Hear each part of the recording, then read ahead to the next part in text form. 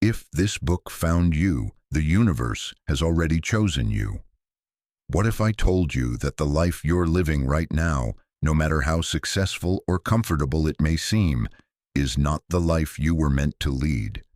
The truth is, you are standing at the edge of something greater, something your soul has been yearning for, and the universe has been orchestrating this moment for you. Every step, every choice, every seemingly random event has led you here. The awakening you're about to experience is not just a shift in your external world. It's the unlocking of a power, a truth, and a destiny buried deep inside you. The life you've always dreamt of isn't a distant fantasy. It's already inside you, waiting to be awakened. But here's the hard truth. In order to step into this new reality, the person you've been up until now must die. The false version of yourself, the one created by fear, limiting beliefs, and the need for approval, must fade away to make room for who you were always meant to be. You may be thinking, but what if I'm not ready? What if I fail? The universe has no doubt. You are ready. You are capable. You are already being guided toward your highest self. Are you ready to say goodbye to the person you thought you were? Are you ready to step into the life that's been waiting for you all along? There's no turning back now. The universe has already extended its invitation. All that's left is for you to accept it and begin your journey toward the magnificent life you were always destined to live. Welcome to your ascension. Chapter 1. The Invitation of the Universe. If this book found you, the universe has already chosen you. The path ahead is not one of coincidence, but destiny. You are here because something deep within you knows. You are meant for greatness. The world is waking up, and so are you. It's time to step into the life you were always destined to lead. Stop for a moment. Take a breath. Feel the weight of this truth settling into your bones. You didn't stumble upon these words by accident. There are no accidents in a universe as precisely orchestrated as ours. Every moment, every choice, every seemingly random event that brought you here was a breadcrumb on a trail laid out specifically for you. The universe has been calling your name, whispering in the quiet moments, shouting through the chaos, waiting for you to finally hear. And now you have. Do you remember the feeling? That inexplicable pull toward something more.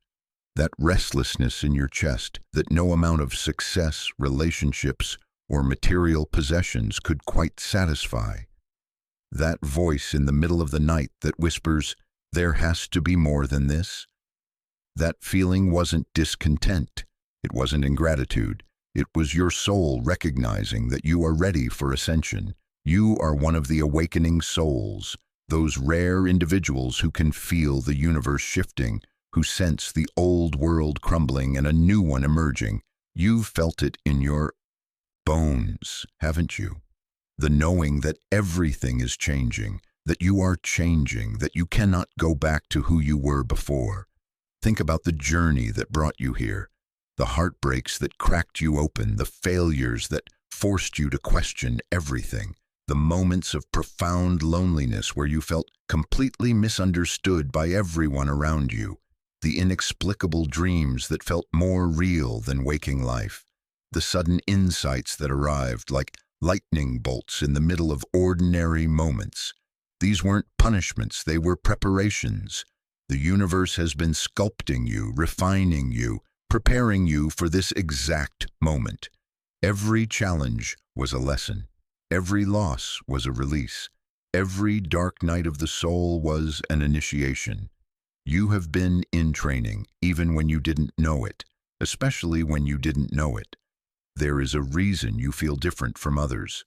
There is a reason you've always sensed you were meant for something greater. There is a reason you see patterns where others see chaos, meaning where others see randomness, magic where others see mundane coincidence. You are a chosen one, not in the sense of being superior to others, never that, but chosen in the sense that your soul volunteered for this mission before you were born.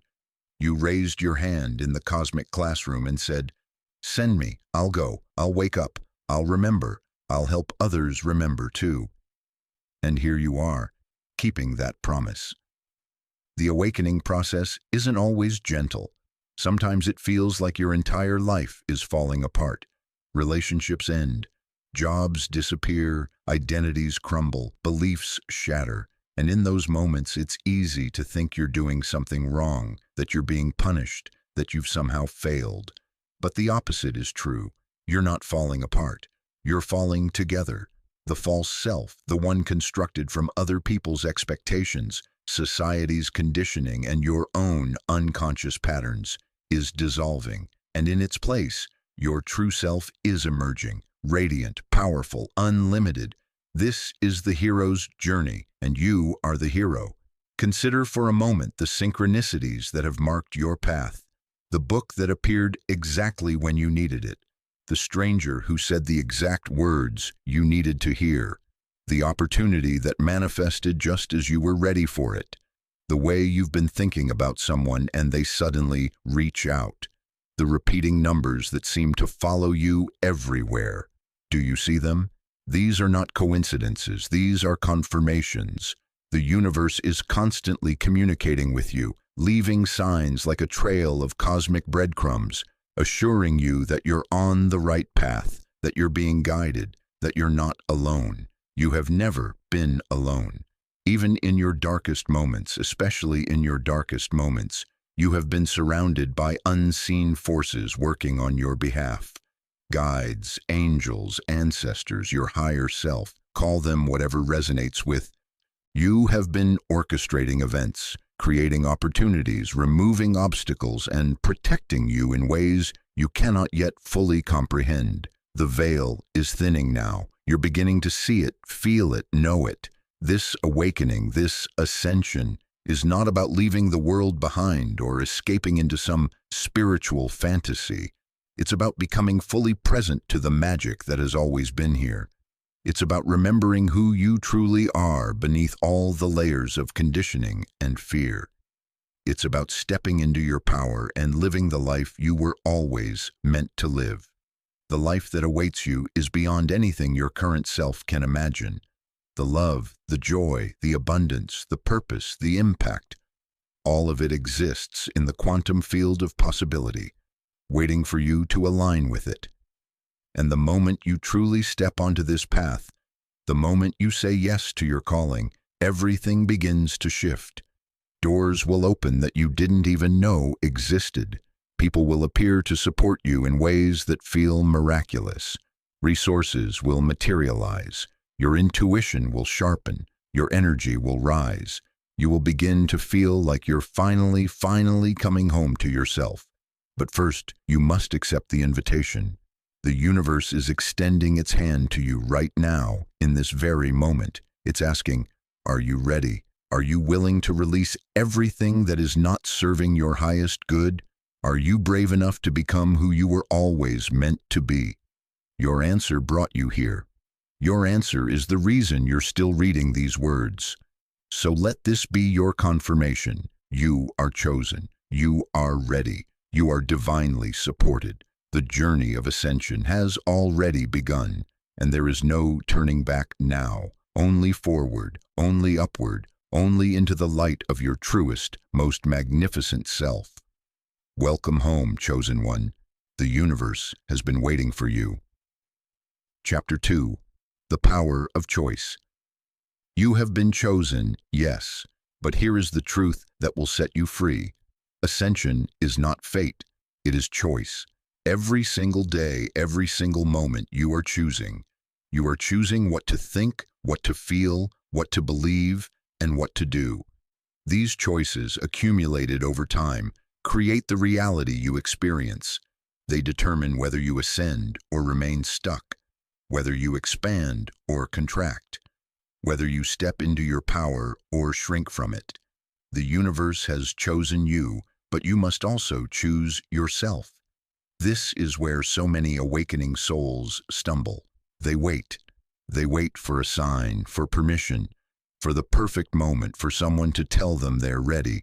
They wait for their fear to disappear, for their doubts to vanish, for everything to feel safe and certain before they take the leap.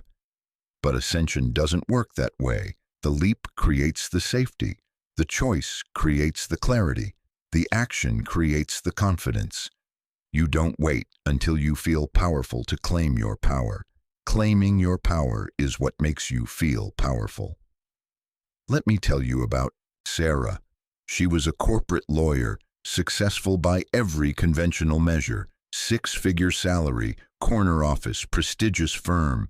But inside, she was dying. Every morning she would wake up with a knot in her stomach, dreading the day ahead. Every night she would come home exhausted, having given her life force to something that didn't align with her soul's purpose. For years she felt the call to leave, to start her own practice focused on helping nonprofits, to finally write the book that had been living inside her, to create art again, something she hadn't done since college. The call was clear, persistent, undeniable, but she didn't choose it, not yet. She told herself she would leave after she made partner, then after she paid off her student loans, then after she saved enough money to feel secure, then after she figured out exactly what her next step would be. The right time was always just around the corner, always just out of reach, until the day her body made the choice for her. A breakdown that forced her to take medical leave, a breakdown that was actually a breakthrough in disguise. Lying in her bed, unable to work, forced to be still for the first time in years, Sarah finally heard her soul's voice clearly. Choose me, choose yourself, choose the life you came here to live. And she did. Within 6 months of recovering, she quit her job. Within a year, she had launched her nonprofit legal practice and published her first book. Within 2 years, she was teaching workshops on following your soul's calling. The life she had been terrified to choose became the life she couldn't imagine living without. But here's what she tells people now. I didn't need to wait for the breakdown. I could have chosen myself at any point. The universe will always honor your choice. But if you refuse to choose for long enough, it will create circumstances that force the choice. Why wait? Why wait indeed? What choices are you avoiding right now? What decisions are you postponing? What life is trying to emerge through you that you keep pushing away because it feels too big, too uncertain, too different from what you've known? The power of choice is the power of creation. When you choose from your highest self, you literally collapse quantum possibilities into physical reality. You take the invisible and make it visible. You transform potential into actual, but you must choose consciously, not from fear, but from faith, not from lack, but from abundance, not from who you've been, but from who you're becoming. Every morning you wake up with a blank canvas. You can paint the same picture you painted yesterday, or you can create something entirely new. Most people unconsciously choose the familiar, the safe, the known. They make the same choices, think the same thoughts, feel the same emotions, and wonder why their life never changes. But you are not most people. You are awakening. And awakening means becoming aware of your choices and choosing differently. Here are 5 choices you can make right now, today, that will align you with your highest self. Choice 1. Choose to believe you are worthy, not after you achieve something, not after you prove yourself, not after you become better. Right now, exactly as you are worthy of love, abundance, success, and joy. Choose to believe this, even if your mind protests, especially if your mind protests. Choice 2. Choose to take one action that your future self would thank you for. Not 10 actions, not a complete transformation, just one. Make the phone call, send the email, sign up for the class, have the conversation, write the first paragraph, one choice, one action, aligned with where you want to go. Choice 3. Choose to release one thing that's no longer serving you, a relationship, a habit, a belief, a commitment, a possession, something that weighs you down, drains your energy, or keeps you small. You don't have to know what will replace it. Nature abhors a vacuum. Release what's wrong and what's right will flow in.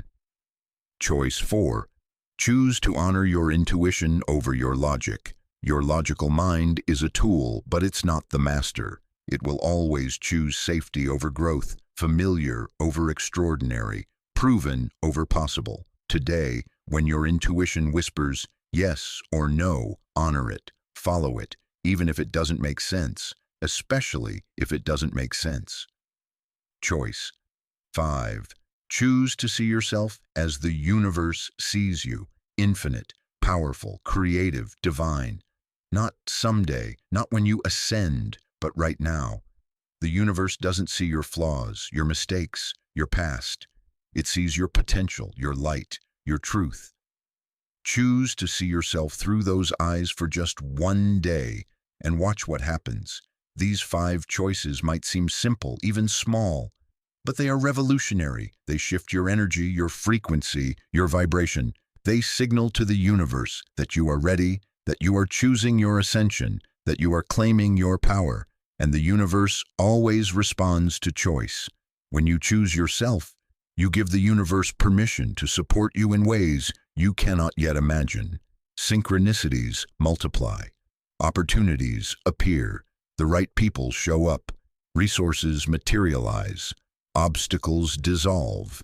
Not because the universe is finally paying attention, but because you are finally aligned with what has always been available to you.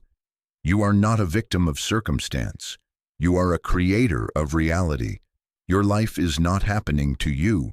It's responding to you, to your beliefs, your choices, your energy, your consciousness. This is your power. This has always been your power. The universe chose you because it knew you would eventually choose yourself. It saw your potential to wake up, to rise up, to step up. It placed this book in your path because it knew you were ready to understand this truth. You are not waiting for permission to ascend. You are not waiting for the right time. You are not waiting for anything external to change. You are choosing right now, in this moment, with these words as your witness. You are choosing to believe in yourself, to trust the process, to honor your calling, to release the old and embrace the new, to become who you were always meant to be. The power of choice is the power of ascension, and it has been yours all along. What will you choose today? Chapter 3, Signs and Synchronicities, Messages from the Universe. The universe is always speaking to you, always. In every moment, through every experience, via every person you encounter and every situation you face. The question is not whether the universe is communicating, it's whether you're listening. Signs and synchronicities are the language of ascension. They are the way the divine gets your attention, confirms your path, and reminds you that you are exactly where you need to be. Once you learn to recognize this language, once you become fluent in the subtle communications of the cosmos, your entire experience of life transforms. Suddenly, you're not alone. You're not lost. You're not making it all up. You're being guided every single step of the way. Let's start with the most common sign you've probably been noticing: angel numbers. Those repeating sequences that seem to follow you everywhere. You glance at the clock, 11:11. You check a receipt, 20,022. You wake up at 3:33. You see a license plate, 444. At first, you dismiss it as coincidence, but it keeps happening again and again and again until you can't ignore it anymore, until you start to wonder, what does this mean? Here's what it means. You are on the right path. You are being supported. You are awakening. 111 or 1111 is the number of new beginnings, manifestation, and alignment. When you see it, the universe is telling you that your thoughts are becoming things rapidly. Be mindful of what you're focusing on. This is a powerful time for setting intentions and creating your reality. 222 is the number of balance, trust, and patience.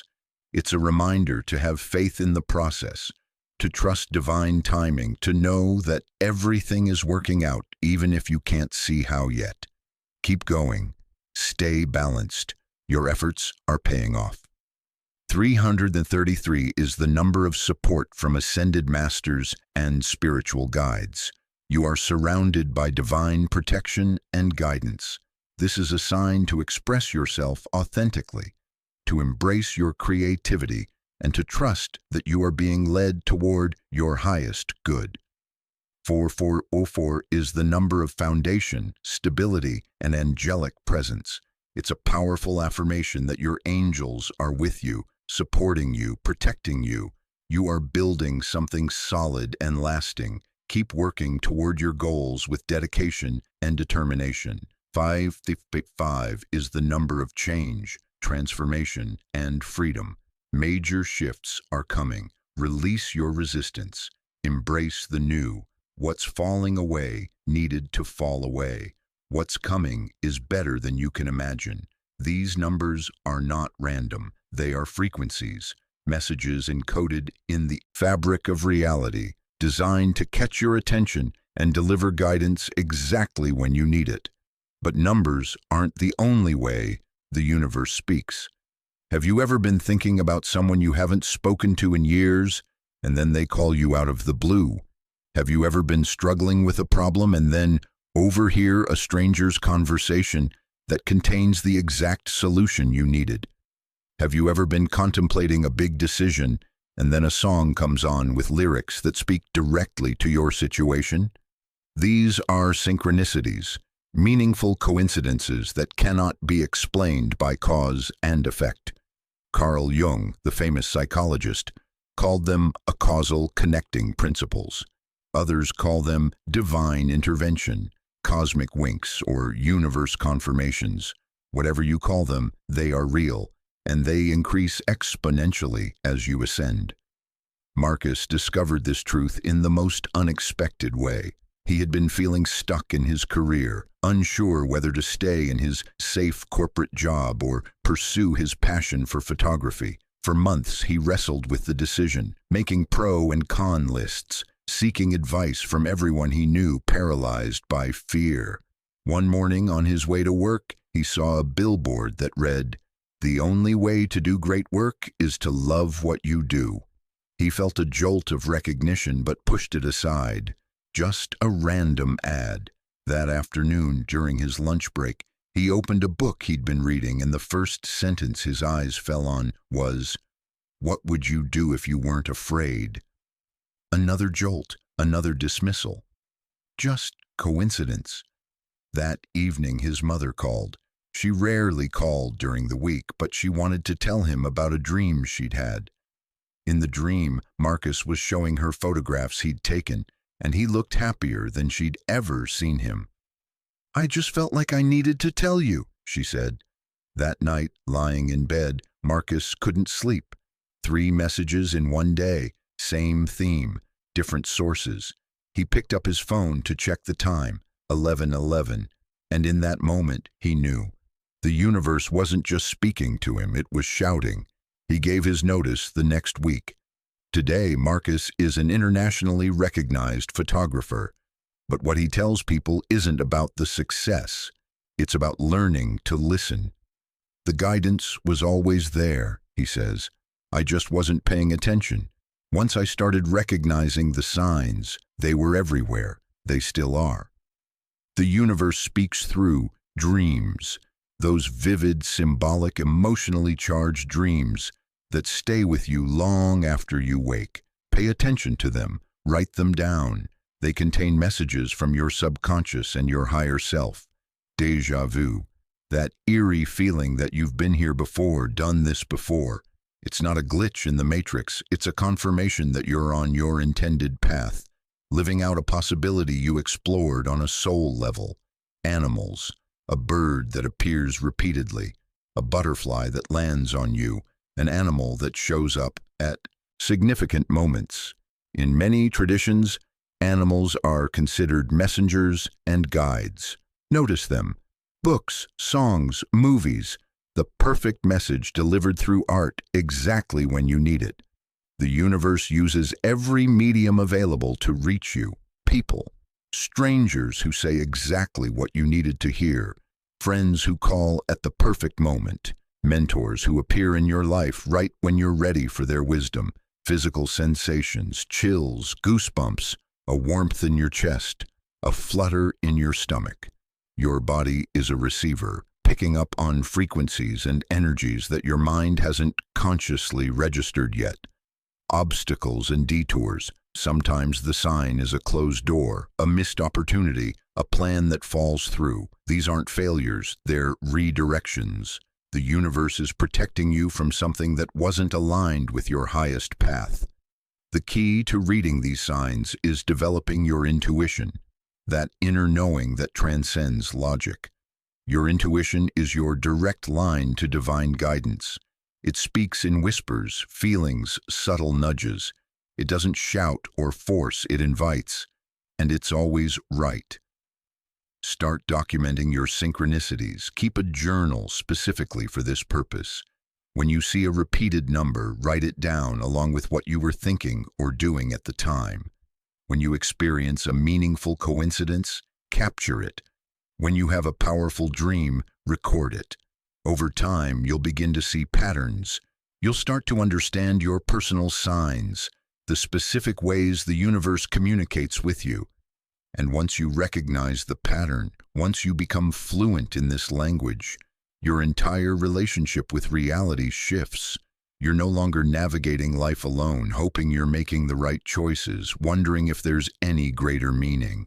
You're in active conversation with the divine. You're being guided, supported, and loved by forces beyond your comprehension. Every sign is a love letter from the universe reminding you, I see you, I'm with you, you're not alone. Keep going, you're on the right path. Trust me, trust yourself, trust this. The universe has been leaving you breadcrumbs your entire life. Now you know what to look for. Now you can follow the trail. Now you can let yourself be led toward the extraordinary life that awaits you. Pay attention. Stay awake. Notice the signs. Your ascension is being orchestrated by forces that love you beyond measure. All you have to do is listen. Chapter 4. Your Hidden Power, Reclaiming Your True Essence. You are not who you think you are. You are so much more. Beneath the layers of conditioning, beneath the masks you wear, beneath the stories you've told yourself about your limitations, there is a power within you so vast, so profound, so magnificent that if you could see it fully, even for a moment, it would bring you to your knees. This is your true essence, your divine nature, your authentic self. And society has done everything in its power to make you forget it. This isn't a conspiracy theory. It's simply how systems maintain themselves. Every structure, educational, corporate, religious, cultural, depends on conformity to function. It needs you to fit into a predetermined box, to follow the rules, to want what everyone else wants, to believe what everyone else believes, to stay safely within the boundaries of normal. There's nothing inherently wrong with structure. But somewhere along the way, in the process of learning how to fit in, how to be loved, how to be accepted, you buried the parts of yourself that didn't fit. You dimmed your light so others wouldn't feel threatened. You silenced your truth so you wouldn't be rejected. You abandoned your dreams so you wouldn't be disappointed. You forgot who you are, but forgetting is not the same as losing. Your power hasn't gone anywhere. It's been waiting for you, patient and eternal, ready to be remembered and reclaimed. Think back to when you were a child, before the world told you who you should be. What did you love? What fascinated you? What could you do for hours without noticing time passing? What did you believe was possible before anyone convinced you otherwise? That child is still inside you. That wonder, that creativity, that fearlessness, that unfiltered, authentic expression, it's all still there. It didn't disappear. It just went underground, waiting for the moment when you would be ready to bring it back to the surface. This is that moment. Your hidden power lives in the parts of yourself you've rejected, the emotions you've suppressed, the desires you've denied, the gifts you've minimized, the dreams you've dismissed as unrealistic. Every time you've said, "I'm not the type of person who," or "people like me don't," or "that's impossible for someone like me," you've locked away a piece of your power. It's time to get it back. Lisa grew up in a family where expressing emotion was considered weakness. Her parents valued logic, practicality, achievement. So Lisa learned to push her feelings down, to be the rational one, the strong one, the one who had it all together. She excelled in school, graduated from a top university, built a successful career in finance. By all external measures, she was thriving, but inside, she felt hollow, disconnected, like she was living someone else's life. Then her father died, and the grief was so immense, so overwhelming that she couldn't push it down anymore. For the first time in her adult life, she let herself feel fully. She cried, she raged, she crumbled, and in that breaking open, something shifted. She started painting, something she'd loved as a child, but abandoned because it wasn't practical.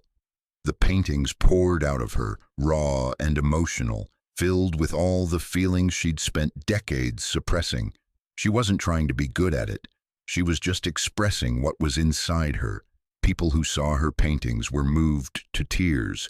They told her they could feel something in the work, a truth, an authenticity, an emotional depth that was rare and powerful.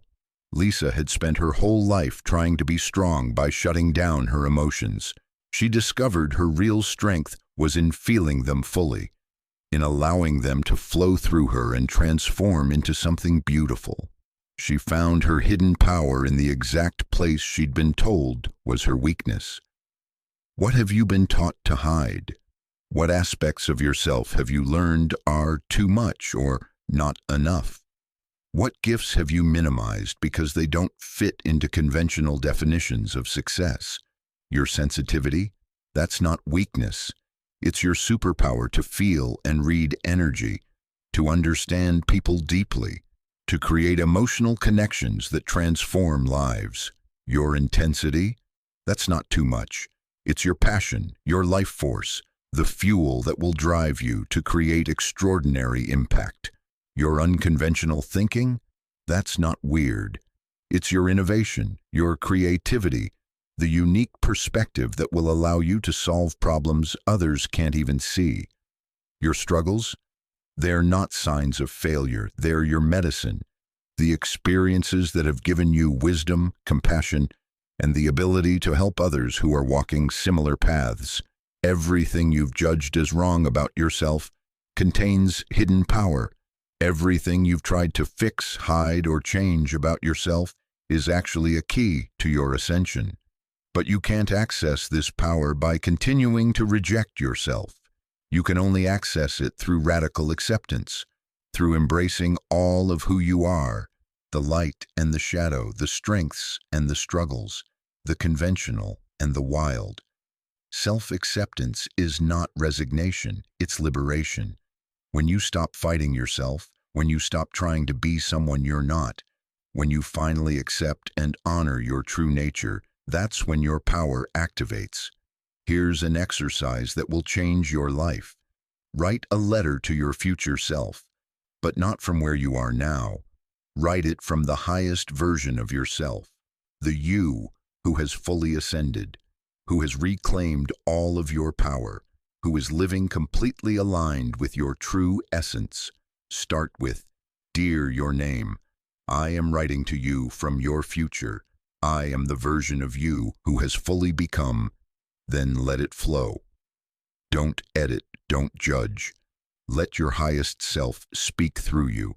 Describe who you've become, what you've created, how you feel, what your life looks like. Be specific. Be bold. Be honest. What you'll discover as you write is that this future self already knows. They're not guessing or hoping. They're remembering. Because on some level, you already are this person. You're just remembering how to embody it fully in this physical reality. When you finish the letter, read it out loud. Feel the truth of it in your body. Notice where it resonates, where it excites you, where it scares you. All of these reactions are information. Then ask yourself, what would this version of me do today? How would they think?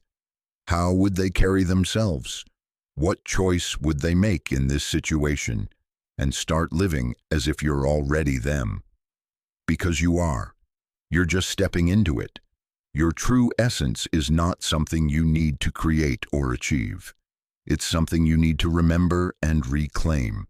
It's been with you all along, waiting patiently beneath the layers of conditioning, ready to emerge the moment you stop fighting it and start honoring it.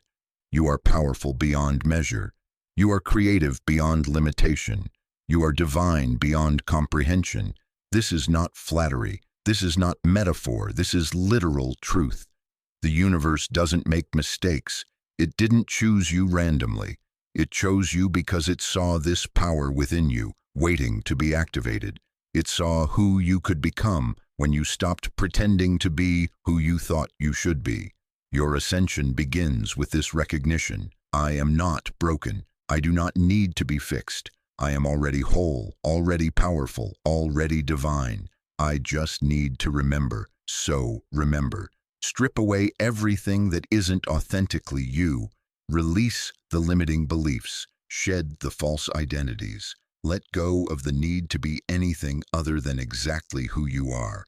Your hidden power is not hidden anymore. It's right here, right now, waiting for you to claim it. And when you do, everything changes.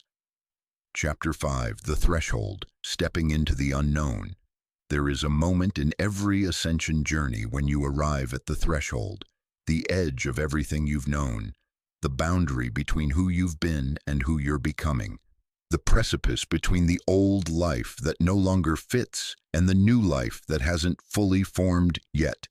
This is the threshold, and it is terrifying. Everything in you will want to turn back. Your mind will offer 1,000 logical reasons why this is a bad idea. Your fear will paint catastrophic pictures of everything that could go wrong. Your ego will whisper that you're not ready, not worthy, not strong enough. The threshold demands everything. It requires you to release certainty, to abandon security, to let go of control. It asks you to walk forward into the unknown with nothing but trust as your compass. And every single person who has ever ascended has stood exactly where you're standing now, feeling exactly what you're feeling. The threshold is not a place of weakness. It's a place of initiation. It's where the universe tests your commitment, not to punish you, not to make you prove yourself, but to ensure you're ready for what comes next.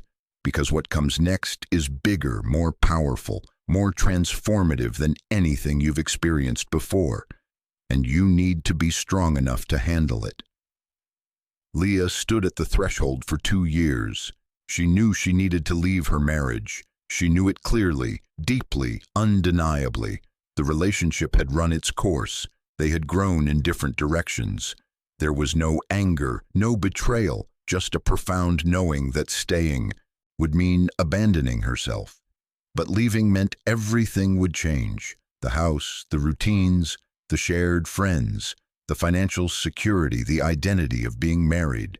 It meant disappointing her family. It meant being alone. It meant not knowing what would come next. So she stood at the threshold, 1 foot in each world, paralyzed by the gap between them, until the cost of staying became greater than the fear of leaving. That's usually how it works. You don't step over the threshold because you suddenly become brave. You step over because staying where you are becomes unbearable, because the pain of remaining stagnant finally exceeds the fear of transformation. For Leah, that moment came on an ordinary Tuesday morning. She woke up, looked at her sleeping husband, and felt a profound sadness, not for the relationship ending, but for all the time she'd already wasted by not honoring the truth she'd known for years. She had the conversation that day, moved out within a month, and while the practical details were complicated, While there were difficult moments and uncertain days, the heaviness lifted immediately. The moment she crossed the threshold, she could breathe again. Within 6 months, she had reconnected with herself in ways she hadn't experienced in over a decade. Within a year, she had met someone who saw and loved her fully. Within 2 years, she had built a life so aligned with her truth that she couldn't believe she'd almost stayed in one that wasn't. The threshold was the hardest part, she tells people now. Once I actually stepped over it, everything started flowing. But standing at the edge, that's where I suffered most.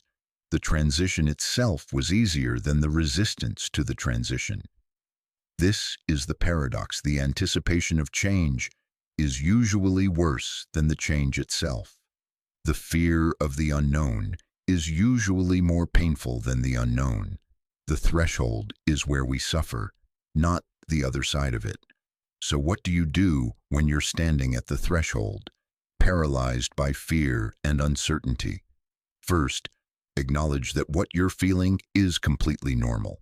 Fear at the threshold is not a sign that you're doing something wrong. It's a sign that you're doing something significant. Anything worth doing will trigger fear. The bigger the transformation, the bigger the fear. The presence of fear is actually confirmation that you're heading in the right direction. Second, understand that certainty is a myth. You will never feel completely ready. You will never have all the answers. You will never eliminate all the risk. The people who wait for perfect clarity before they leap are the same people who never leap. Clarity comes through action, not before it. Third, trust the call. If you're reading these words, if you've made it this far, if you're standing at the threshold right now, you've been called. Something within you knows, even if your mind doubts. Your soul is ready, even if your ego is terrified. The fact that you're here at this edge is proof that you're meant to cross it. Here's a visualization that will help you take the step. Close your eyes. Take 3 deep breaths. Feel your body, your feet on the ground, your connection to the earth. Now visualize yourself standing at the threshold. See it clearly. The edge between where you are and where you're going. Notice what it looks like, how it feels in your body, what emotions arise. Now look behind you. See the old life, the familiar patterns, the safe but suffocating comfort. Notice how it feels to stay there. Really feel it, the slow death of potential unrealized, the regret that accumulates with each year you don't honor your truth, the heaviness of living a half-life. Now look ahead, into the unknown. Yes, it's uncertain. Yes, it's unfamiliar. But what else is there? What's waiting for you on the other side of fear? Allow yourself to sense it, to feel it, even if you can't see it clearly yet. Now imagine taking 1 step forward, just one. Not a giant leap, just a small step across the line. What happens when you do? Notice what shifts in your energy, your body, your emotional state. Often just the visualization of crossing the threshold begins to dissolve the fear, because on some level your system realizes, I can do this. It's possible. I'm not going to die. In fact, the opposite is true. You're going to come alive. When you open your eyes, you'll know what your first step is. You might not know the entire path, but you'll know the next right thing. Trust that. Act on it, 1 step at a time. The threshold will always be there. Every time you grow, every time you ascend to a new level, you'll encounter another edge, another unknown, another initiation. This is the nature of evolution. Growth is not a one-time event. It's a continuous process of dying and being reborn, releasing and becoming, ending and beginning. But each time you cross a threshold, it gets easier. Not because the fear diminishes, but because your trust strengthens. You develop a track record with the universe. You remember all the times you took the leap and were caught.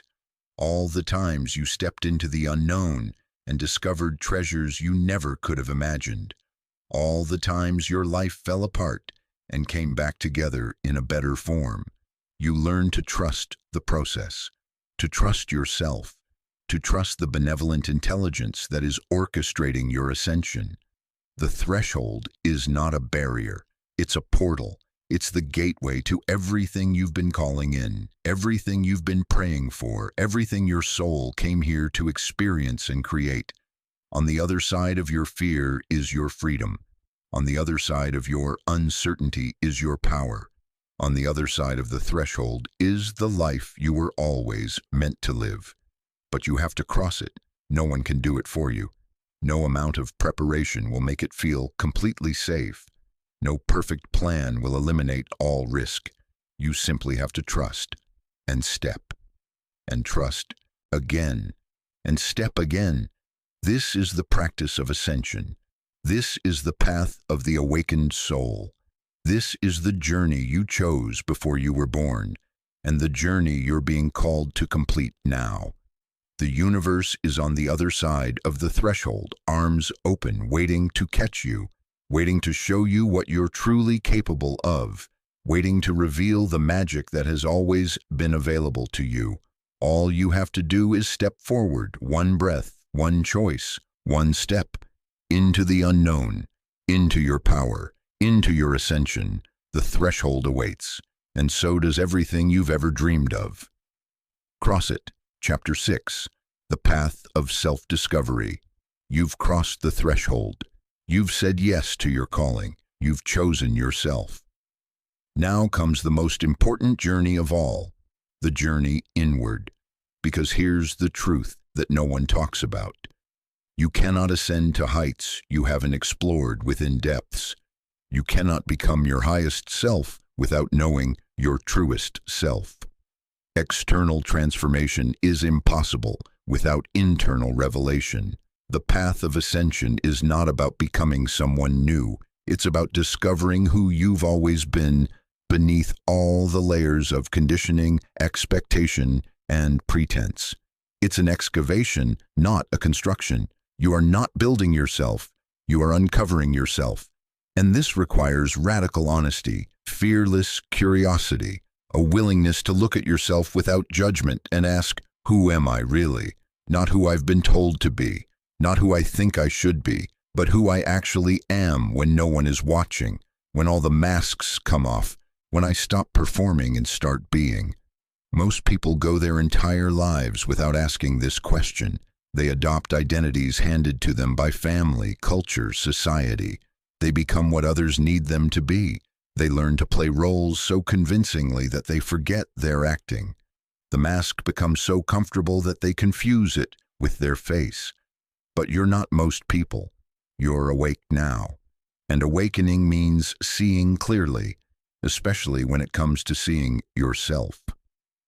David spent 40 years as the responsible one.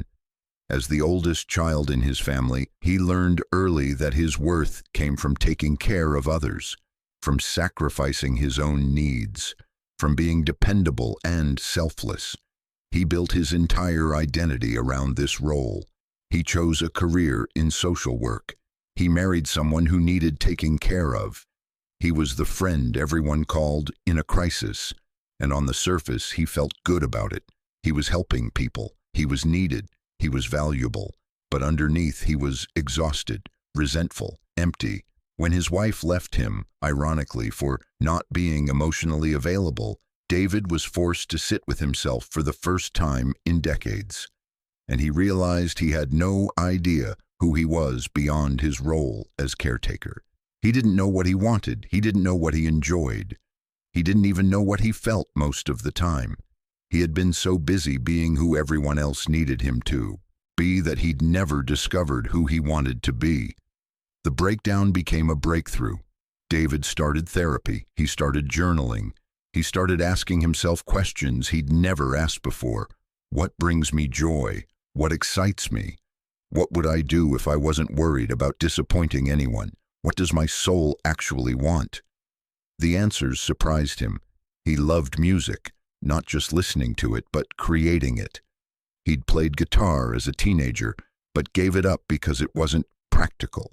He was drawn to adventure, to travel, to spontaneity. all things he'd suppressed because they seemed irresponsible. He was funny, playful, creative. None of these qualities fit the serious, responsible identity he'd been performing for 4 decades. At 43, David started taking guitar lessons again. He booked a solo trip to Thailand. He started saying no to people who only called when they needed something. He stopped being who everyone expected him to be and started being who he actually was. It was terrifying. It was liberating. It was the beginning of his true life. I spent 40 years being a stranger to myself, David says now. The day I started getting to know who I really was, everything changed, not overnight, but gradually my entire life reorganized itself around my authentic self. The right people showed up.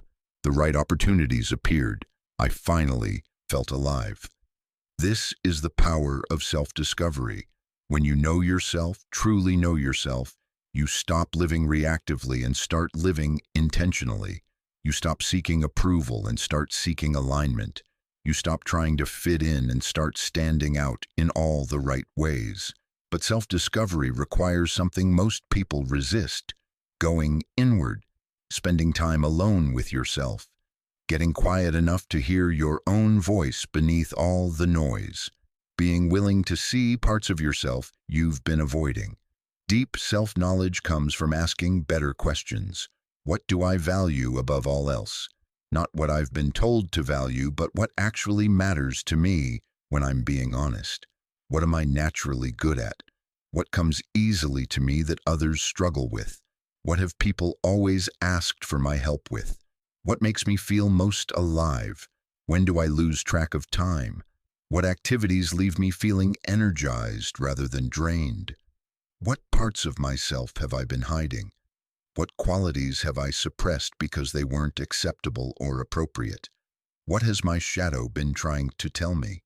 Where am I living someone else's life? Where am I pursuing someone else's dreams? Where am I following someone else's path instead of my own? These questions don't have easy answers. That's the point. Self-discovery is not a one-day workshop or a personality quiz. It's a lifelong practice of checking in, getting honest, adjusting course, and deepening your relationship with yourself. You have gifts inside you that have never been fully expressed, talents that have been dormant, qualities that have been waiting for permission to emerge. Not magical powers or superhuman abilities, but authentic expressions of who you are that the world needs and that you need to share. Here's your exercise. Take out a journal or a piece of paper. At the top, write 5 qualities or talents I've always felt within but have yet to fully explore. Then let yourself write freely. No censoring, no dismissing, no, but that's not practical, or I'm too old, or I'm not good enough. Just honest recognition of what's inside you, waiting. Maybe it's creativity you've suppressed, leadership you've downplayed, sensitivity you've tried to toughen up, boldness you've held back, spirituality you've kept private, athletic ability you've ignored, analytical brilliance you've undersold, nurturing capacity you've hidden, revolutionary thinking you've muted. Write down 5. Really feel into what's been dormant inside you. What has been knocking on the door of your consciousness, asking to be let out? Once you've identified them, ask yourself, why haven't I explored this? What has held me back? Fear of judgment, lack of permission, old beliefs about who I'm supposed to be. And then ask the most important question: what would it look like to start exploring this now? Not perfectly, not professionally, just starting, just allowing, just giving yourself permission to let this part of you breathe. You don't have to become a professional musician to explore your musical gift. You don't have to quit your job to honor your entrepreneurial spirit. You don't have to have it all figured out to begin. You just have to start. One small step. One act of honoring what's inside you. One choice to let yourself be seen more fully. Because ascension is not about adding more. It's about revealing what's already there. It's about stripping away what's false so what's true can finally shine through. The path of self-discovery is the foundation of everything that comes next. You cannot heal what you haven't acknowledged. You cannot express what you haven't discovered. You cannot share gifts you don't know you have. So go inward. Get curious about yourself. Spend time with the parts of you that have been ignored, neglected, or rejected. Ask questions. Journal. Reflect. Notice patterns. Recognize themes. The more you know yourself, the more powerfully you can show up in the world. The more deeply you understand your own nature, the more easily you can align with your purpose. The more honest you are about who you are, the more authentically you can connect with others. Self-discovery is not selfish, it's essential. You cannot give what you don't have. You cannot share what you haven't found. You cannot be authentic if you don't know what authentic means for you. You are a universe unto yourself, vast, complex, mysterious, and infinitely worth exploring. There are depths within you that you haven't touched yet, gifts you haven't unwrapped, qualities you haven't embodied, potential you haven't activated. The journey inward is the greatest adventure you'll ever take, because at the end of it, you'll finally meet yourself. Not the version you've been pretending to be, not the person others expected you to become. The real you, the authentic you, the powerful, creative, divine you that has been waiting your entire life to be discovered. Welcome home to yourself. The journey has just begun. Chapter 7. Facing Your Shadows, Healing the Past. There is no light without shadow, no growth without pain, no ascension without descent into the very places you've been avoiding. You want to rise? First, you must face what you've buried. You want to heal? First, you must acknowledge what's wounded. You want to become whole? First, you must embrace what you've rejected about yourself. This is shadow work, and it is not optional on the path of ascension. Your shadow is not your enemy. It's not the bad part of you that needs to be eliminated or fixed. Your shadow is simply the parts of yourself you've disowned, the emotions, qualities, experiences, and truths you've pushed away because they were too painful, too shameful, too frightening, or too unacceptable. Everyone has a shadow. The person who always smiles has buried their anger. The person who's always strong has hidden their vulnerability. The person who's endlessly giving has repressed their needs. The person who's constantly positive has suppressed their grief. What you resist persists. What you deny controls you. What you bury alive never actually dies.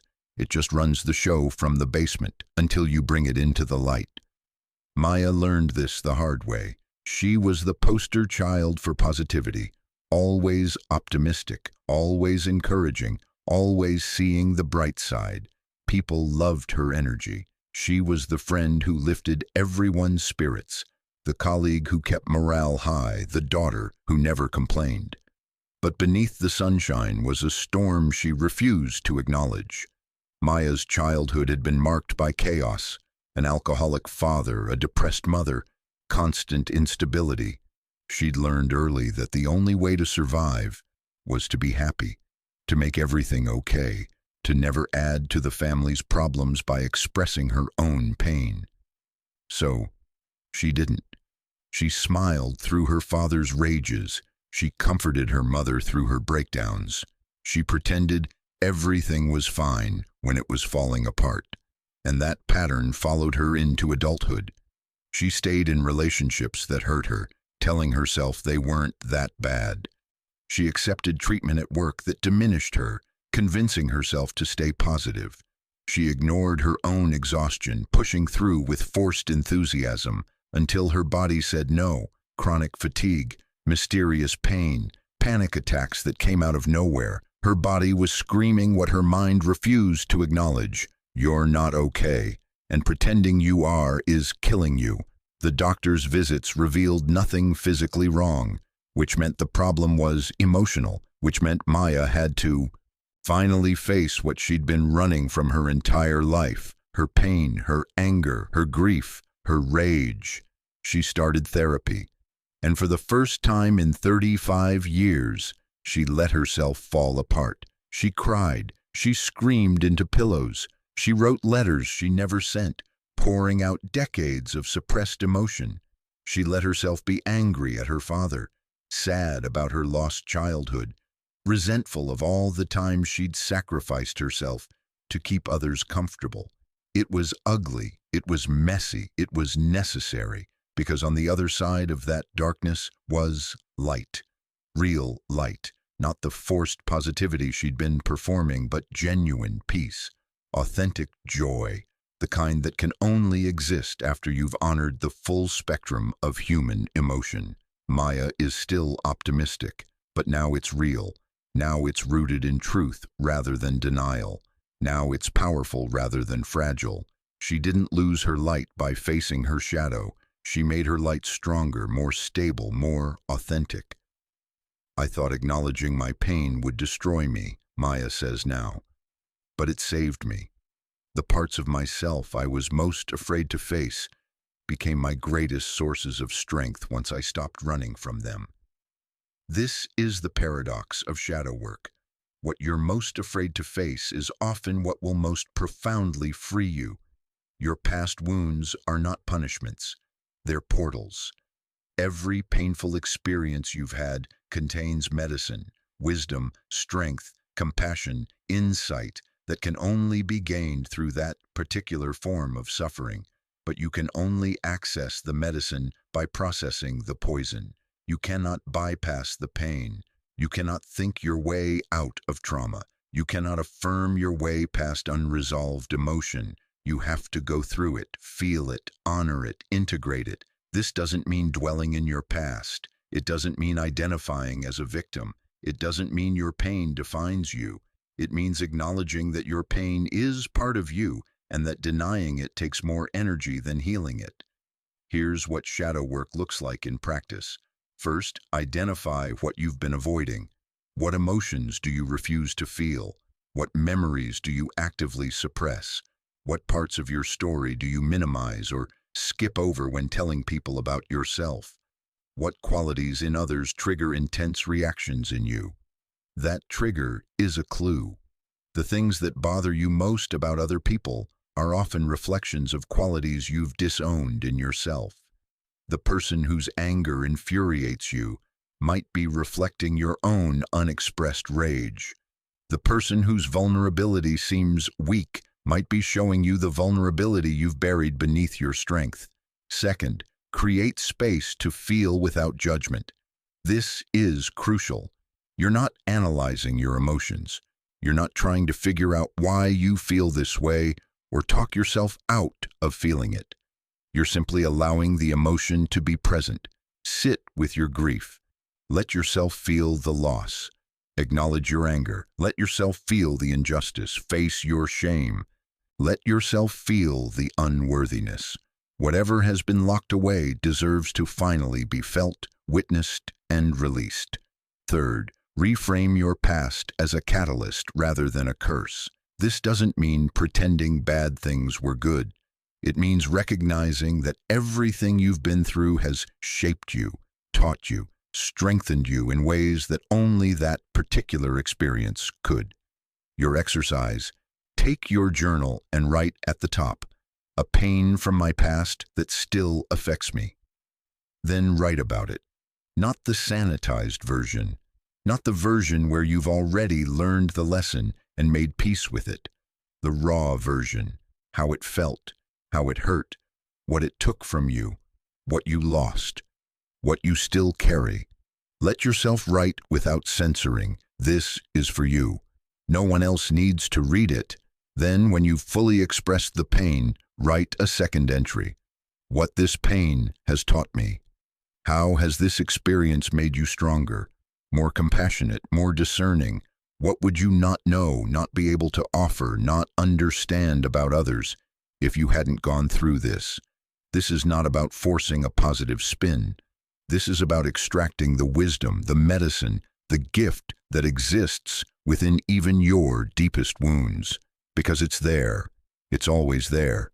The Buddhist concept of turning poison into medicine is not metaphorical, it's literal. Your worst experiences can become your greatest teachers if you're willing to face them, feel them, and integrate the lessons they contain. You are not broken because you've been hurt. You are not damaged because you've suffered. You are not less worthy because you've struggled. You are a survivor, a warrior, a soul who has walked through fire and emerged with medicine that only fire can forge. Your shadows do not diminish your light. They give it depth, texture, authenticity. The most inspiring people are not those who've never struggled. They're those who've struggled deeply, faced their shadows bravely, and integrated their pain into wisdom they now share with others. This is your invitation to stop running, to turn around and face what you've been fleeing, to embrace the parts of yourself you've been rejecting, to heal the wounds you've been ignoring. Not because it's comfortable, not because it's easy, but because you cannot ascend while carrying unprocessed pain. You cannot fly while weighed down by unacknowledged trauma. You cannot become whole while parts of yourself remain exiled in the shadows. Bring it all into the light. Your anger, your grief, your shame, your fear, your pain, all of it, every bit of it deserves to be seen, felt, honored, and healed. And when you do, when you finally face your shadows instead of running from them, you'll discover something miraculous. They were never as scary as you thought. They were just parts of yourself asking to come home. Welcome them back. They've been waiting. Chapter 8: The Power of Meditation and Inner Silence. In a world that never stops talking, the most revolutionary act is silence. In a culture addicted to distraction, the most powerful practice is stillness. In a life consumed by doing, the most transformative experience is simply being. This is meditation, and it is not what you think it is. Meditation is not about emptying your mind or achieving perfect peace or reaching some mystical state of enlightenment. It's not about doing it right or being good at it. It's not a performance or an achievement. Meditation is simply the practice of coming home to yourself, of creating space between the noise, of remembering that beneath all the thoughts, emotions, and external stimulation, you exist. Pure awareness, eternal presence, unshakable being. And this connection to your truest, deepest self is the foundation of everything else. You cannot ascend without anchoring. You cannot rise without roots. You cannot transform externally without connecting internally. Meditation is how you access your higher self, your inner wisdom, your direct line to universal intelligence. It's not the only way, but it's the most reliable way, because in silence, the truth speaks. In stillness, clarity emerges. In presence, power activates. But here's what no one tells you about meditation. It's not about feeling good. Sometimes meditation is uncomfortable. Sometimes you sit down to meditate and all your anxiety surfaces.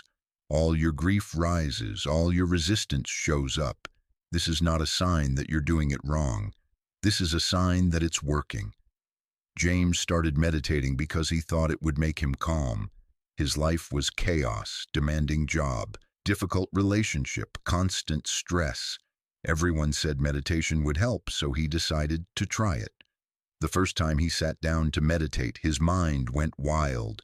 10,000 thoughts, endless to-do lists, worries about work, replaying conversations, planning the future, reviewing the past. He couldn't focus on his breath for more than 3 seconds. He felt like a failure. Clearly, he wasn't cut out for meditation. Some people were naturally good at this. He wasn't one of them, but he kept trying, partly out of stubbornness, partly out of desperation, and somewhere around week 3, something shifted. Not that his mind suddenly went quiet, but he started noticing something. He was not his thoughts. He was the awareness watching his thoughts. He was the space in which all this mental activity was happening. This realization changed everything. He'd spent his entire life identified with his thinking mind, believing every thought, following every mental rabbit hole, convinced that the voice in his head was who he was. But in meditation, he started to see, that's just the mind doing what minds do, and I am something much larger than my mind. He was the observer, the witness, the awareness itself. And from that place of awareness, he had choice. He didn't have to believe every anxious thought. He didn't have to follow every mental loop. He could notice the thoughts and let them pass like clouds moving across the sky. Within months, James's entire life shifted, not because his external circumstances changed, but because his relationship to them changed. The same job felt different when he wasn't mentally battling it all day. The same relationship improved when he could be present instead of lost in his head. The same stress became manageable when he could observe it rather than be consumed by it. Meditation didn't make my problems disappear, James says. It made me strong enough to handle them. It gave me access to a part of myself that's bigger than any challenge. That's the real transformation. This is what meditation offers, access to your highest self. That aspect of you that is always calm, always clear, always connected to source. It doesn't mean your human self never feels anxious or sad or confused. It means you have a home base you can return to, a center that holds no matter what's happening around you. And this center is where your power lives. This is where your intuition speaks. This is where your creativity flows. This is where your purpose reveals itself. But you can only access it when you get quiet enough to listen. Here is a simple meditation practice to begin connecting with your higher self. Grounding and alignment meditation, 5-10 minutes. Find a comfortable seated position. You don't need to sit cross-legged on the floor. A chair is perfectly fine. The important thing is that your spine is relatively straight and you feel stable and supported. Close your eyes. Take 3 deep breaths. Inhale slowly through your nose. Exhale slowly through your mouth. Let each exhale release tension. Now bring your awareness to your body. Notice where you're touching the chair or floor. Feel the weight of your body. Feel gravity holding you. You are grounded, you are supported, you are safe. Begin to breathe naturally and simply notice your breath. You don't need to control it or change it. Just observe it, the rise and fall, the natural rhythm. Your breath is always with you, always anchoring you to the present moment. As you breathe, imagine roots extending from the base of your spine down into the earth. See them growing deeper with each exhale, down through the floor, down through the building, down into the soil, down into the bedrock, connecting you to the earth's core, grounding you, anchoring you. Now imagine a column of light descending from the sky above you, pure white or golden light representing your higher self, your connection to source, your divine nature. See this light entering through the crown of your head, filling your entire body with warmth, with clarity, with love. You are connected above and below, grounded in earth, open to heaven, anchored and ascending simultaneously. From this place, set an intention. I am open to receiving guidance from my highest self. I am listening. I am present. I trust what I receive. Then simply sit, breathe, be. If thoughts come, and they will, notice them without judgment. Thinking. Then return to your breath. Return to the present. Return to being rather than doing. You might not receive profound insights immediately. You might not feel dramatically different. That's okay. You're planting seeds. You're creating new neural pathways. You're building a relationship with a part of yourself you've been disconnected from. Stay for 5 minutes if you're new to meditation. 10 minutes if you're ready to go deeper. However long you choose, do it consistently, every single day. Same time if possible, because meditation is like going to the gym. You don't get fit from one workout. You get fit from showing up regularly, consistently, building strength over time. When you're ready to end the meditation, take 3 more deep breaths. Gently wiggle your fingers and toes. When you open your eyes, move slowly.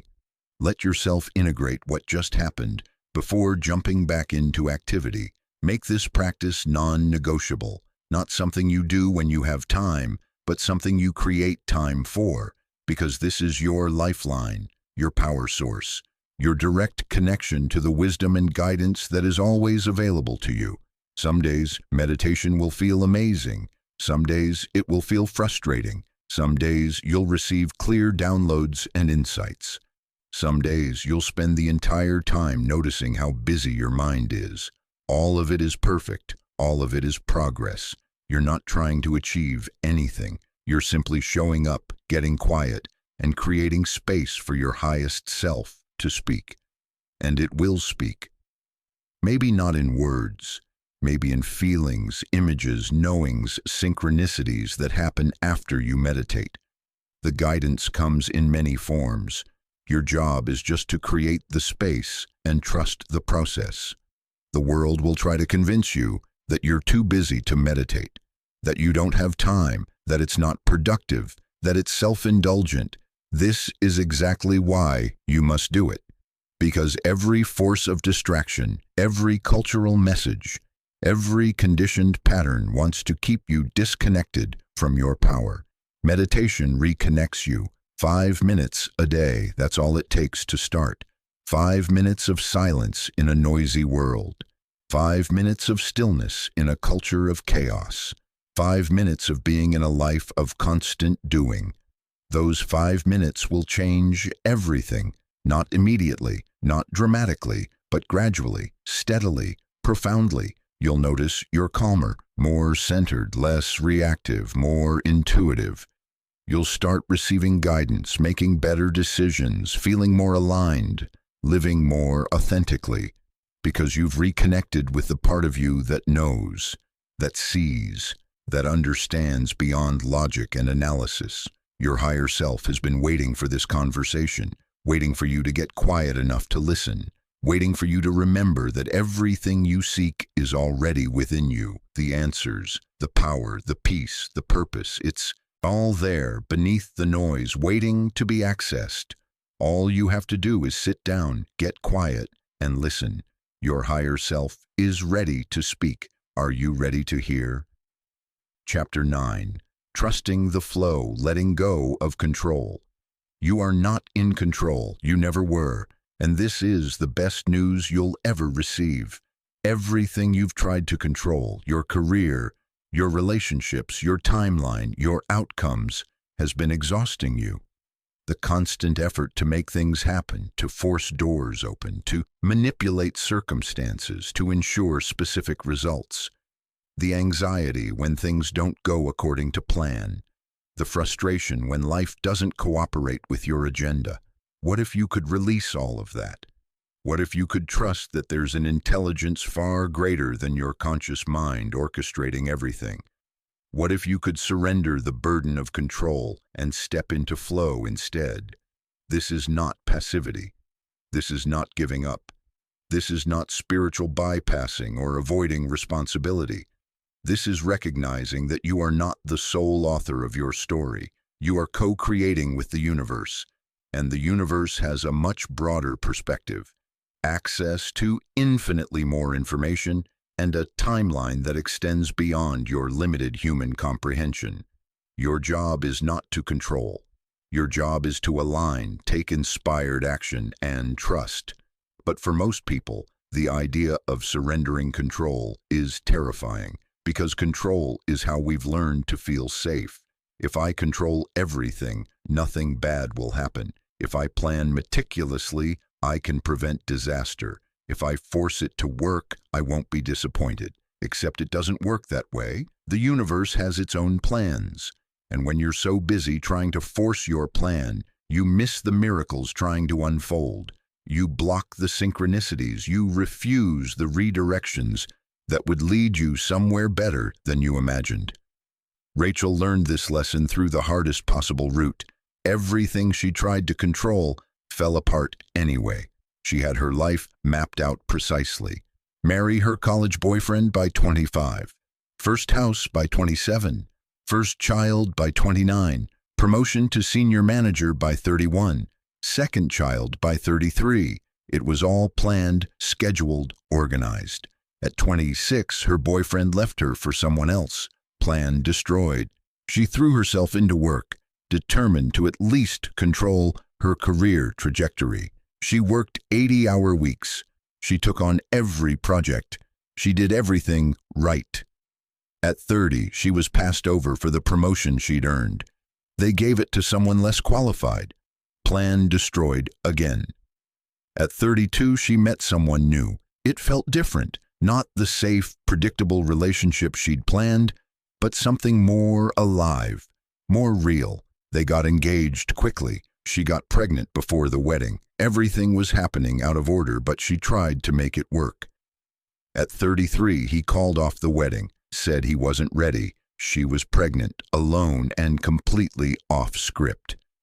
This is when Rachel finally broke. She'd spent her entire adult life trying to control everything, and every single plan had fallen apart. She was exhausted, defeated, lost, and in that moment of complete surrender, something miraculous happened. She stopped trying to force her life into a predetermined shape and just started living it. She let herself be messy, uncertain, off plan. She focused on one day at a time instead of orchestrating 5 years ahead, and life started flowing in ways she never could have planned. The man who'd left came back, but changed, grown, actually ready. They had an honest conversation about what they both needed. They worked through their fears together. They got married in a small ceremony with just their families. It wasn't the big wedding she'd planned, but it was more real. Her daughter was born healthy. Rachel took a different job, one that paid less but offered flexibility. Her career path looked nothing like she'd planned, but she was happier. Within 3 years, she'd built a consulting business from her home. By 40, she was making more money than she ever had in corporate, with full control over her schedule.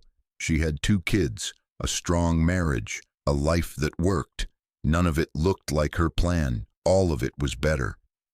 I spent so much energy trying to force life to follow my script, Rachel says now.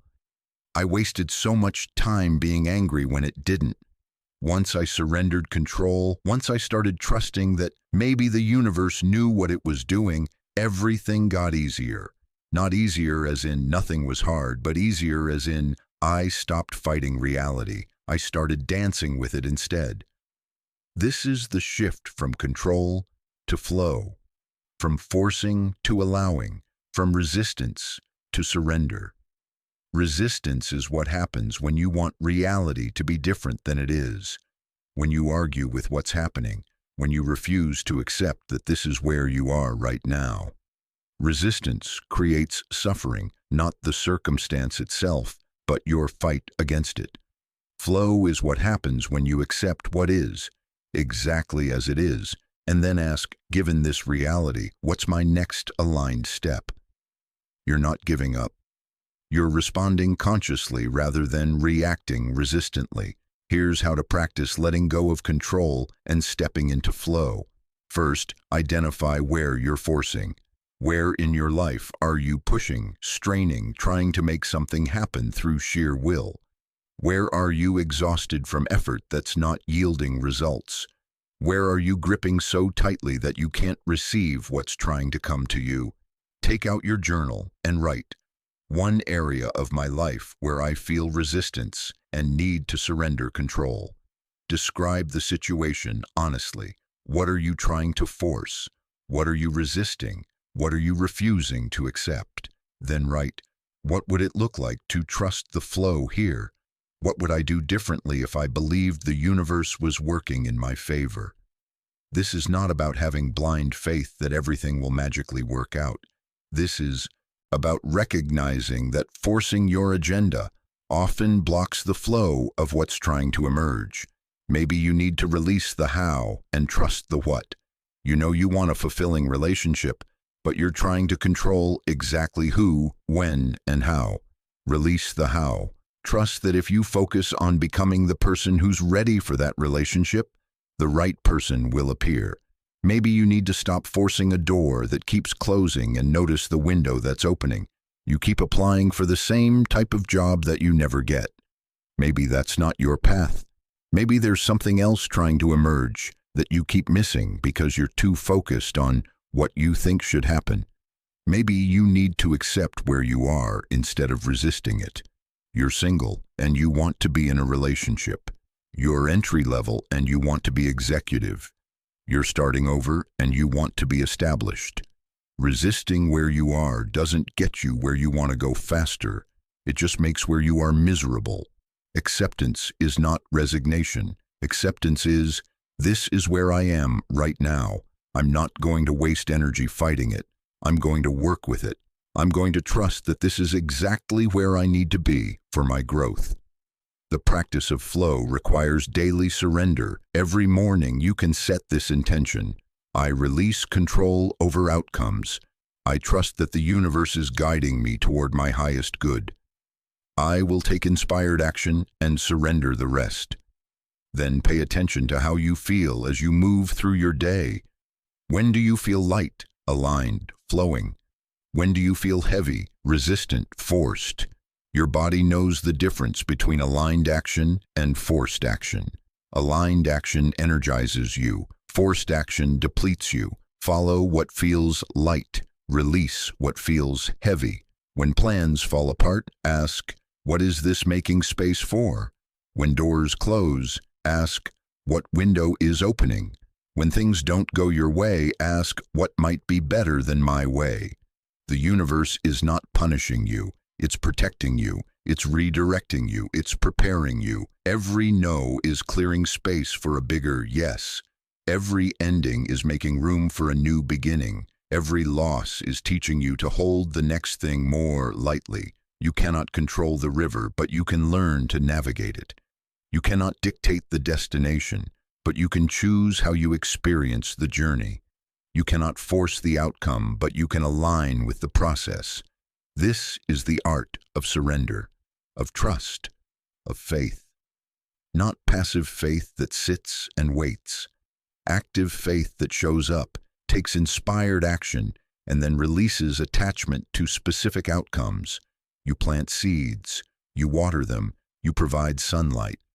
But you don't dig them up every day to check if they're growing. You trust the process. You trust the timing. You trust that growth is happening even when you can't see it yet.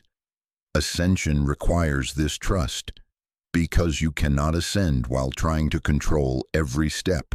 You cannot rise while gripping tightly to what you know. You cannot transform while resisting change. Let go, flow, trust. The universe has never let you down, even when it didn't give you what you wanted. It gave you what you needed. It led you to growth you wouldn't have chosen but can now be grateful for. It closed doors that would have led you away from your path and opened ones you couldn't have seen from where you were standing. It's doing the same thing right now, in every disappointment, every detour, every unexpected change. Trust it. Trust yourself. Trust the flow. You are being guided, always. Even when, especially when, it doesn't look like you thought it would. The river knows where it's going. Stop trying to steer. Just flow. Chapter 10. The Vibrational Shift. Awakening Your Energy. Everything is energy, including you. This is not metaphor or philosophy. It's physics. At the quantum level, you are not solid matter. You are a field of energy vibrating at a specific frequency, and that frequency determines everything you experience in your life. Your thoughts are energy. Your emotions are energy. Your beliefs are energy. Your words, your actions, your intentions, all energy, and all of it is broadcasting a signal into the universe, attracting back to you experiences, people, and circumstances that match your frequency. This is the law of vibration, and understanding it changes everything about how you approach your ascension. You don't ascend by trying harder, doing more, or forcing outcomes. You ascend by raising your vibration to match the frequency of the life you want to live. You become an energetic match for your highest self, and then your external reality reorganizes itself to reflect that internal shift. This is why two people can take the same action, send the same resume, have the same conversation, create the same product, and get completely different results. It's not just what you do, it's the energy you do it with. It's the frequency you're broadcasting. Someone operating from fear, lack, and desperation might send out 100 resumes and get no responses. Someone operating from confidence, abundance, and trust might send out 10 and get 3 interviews. Same action, different energy, different result. Your vibration is determined by your dominant thoughts, feelings, and beliefs. If you spend most of your time thinking limiting thoughts, feeling negative emotions, and believing that life is hard and you're not enough, you're vibrating at a low frequency, and you'll attract experiences that match that frequency. Struggle, disappointment, limitation. If you consciously choose thoughts that empower you, emotions that energize you, and beliefs that expand you, you raise your frequency, and you begin to attract experiences that match that higher vibration. Opportunities, synchronicities, abundance, joy. This is not about toxic positivity or spiritual bypassing. You don't have to pretend everything is perfect or deny real problems. You can acknowledge challenges while maintaining a high vibration by how you respond to them. Two people lose their jobs. One thinks, "This always happens to me. I'm never going to find something better. I'm a failure." Low vibration. The experience confirms their belief about themselves and the world. Another thinks, "This is unexpected, but I trust this is happening for me, not to me. This is making space for something better aligned with where I'm headed." Higher vibration. The same experience becomes a catalyst for growth. Nina discovered the power of vibration when she started tracking her energy. She'd been feeling stuck, same problems cycling repeatedly, same patterns repeating, same limitations holding her back. She kept trying to solve her problems through action, but nothing seemed to shift. Then she started asking a different question. What is my energy right now? She noticed she spent most of her day in low vibration states. Worry about money, frustration with her job, resentment toward her ex, comparison with people who seemed further ahead, anxiety about the future, regret about the past. She was stuck in a low-frequency loop, and that frequency was generating more experiences that matched it. So she started consciously shifting her energy throughout the day. When she noticed herself spiraling into worry, she'd pause and ask, "What would I rather feel?" Then she'd consciously choose a higher frequency emotion, trust, gratitude, excitement, and do something to activate it. She created a playlist of songs that made her feel powerful and played it every morning. She started a gratitude practice, 3 things before bed. She limited time with people who drained her energy. She said no to obligations that felt heavy. She followed what felt light. Within weeks, things started shifting, not because her external circumstances changed, but because her energy changed first. Then her circumstances followed. A random conversation led to a freelance opportunity that paid more than her job. She met someone who became both a friend and a mentor. She felt lighter, more hopeful, more aligned. Her entire experience of life transformed, not because life changed, but because she changed her frequency. "I used to think circumstances determined how I felt," Nina says. "I learned it's the opposite. How I feel, my energy, my vibration, determines what circumstances I attract. Once I understood that, I could finally create change, because I wasn't trying to change my life anymore. I was changing my energy, and my life followed." This is the power of the vibrational shift. When you change your frequency, you change your reality. So how do you raise your vibration? Morning energy practice. Your morning sets your frequency for the entire day. Most people wake up and immediately check their phone, diving into other people's energy, problems, agendas before they've even established their own.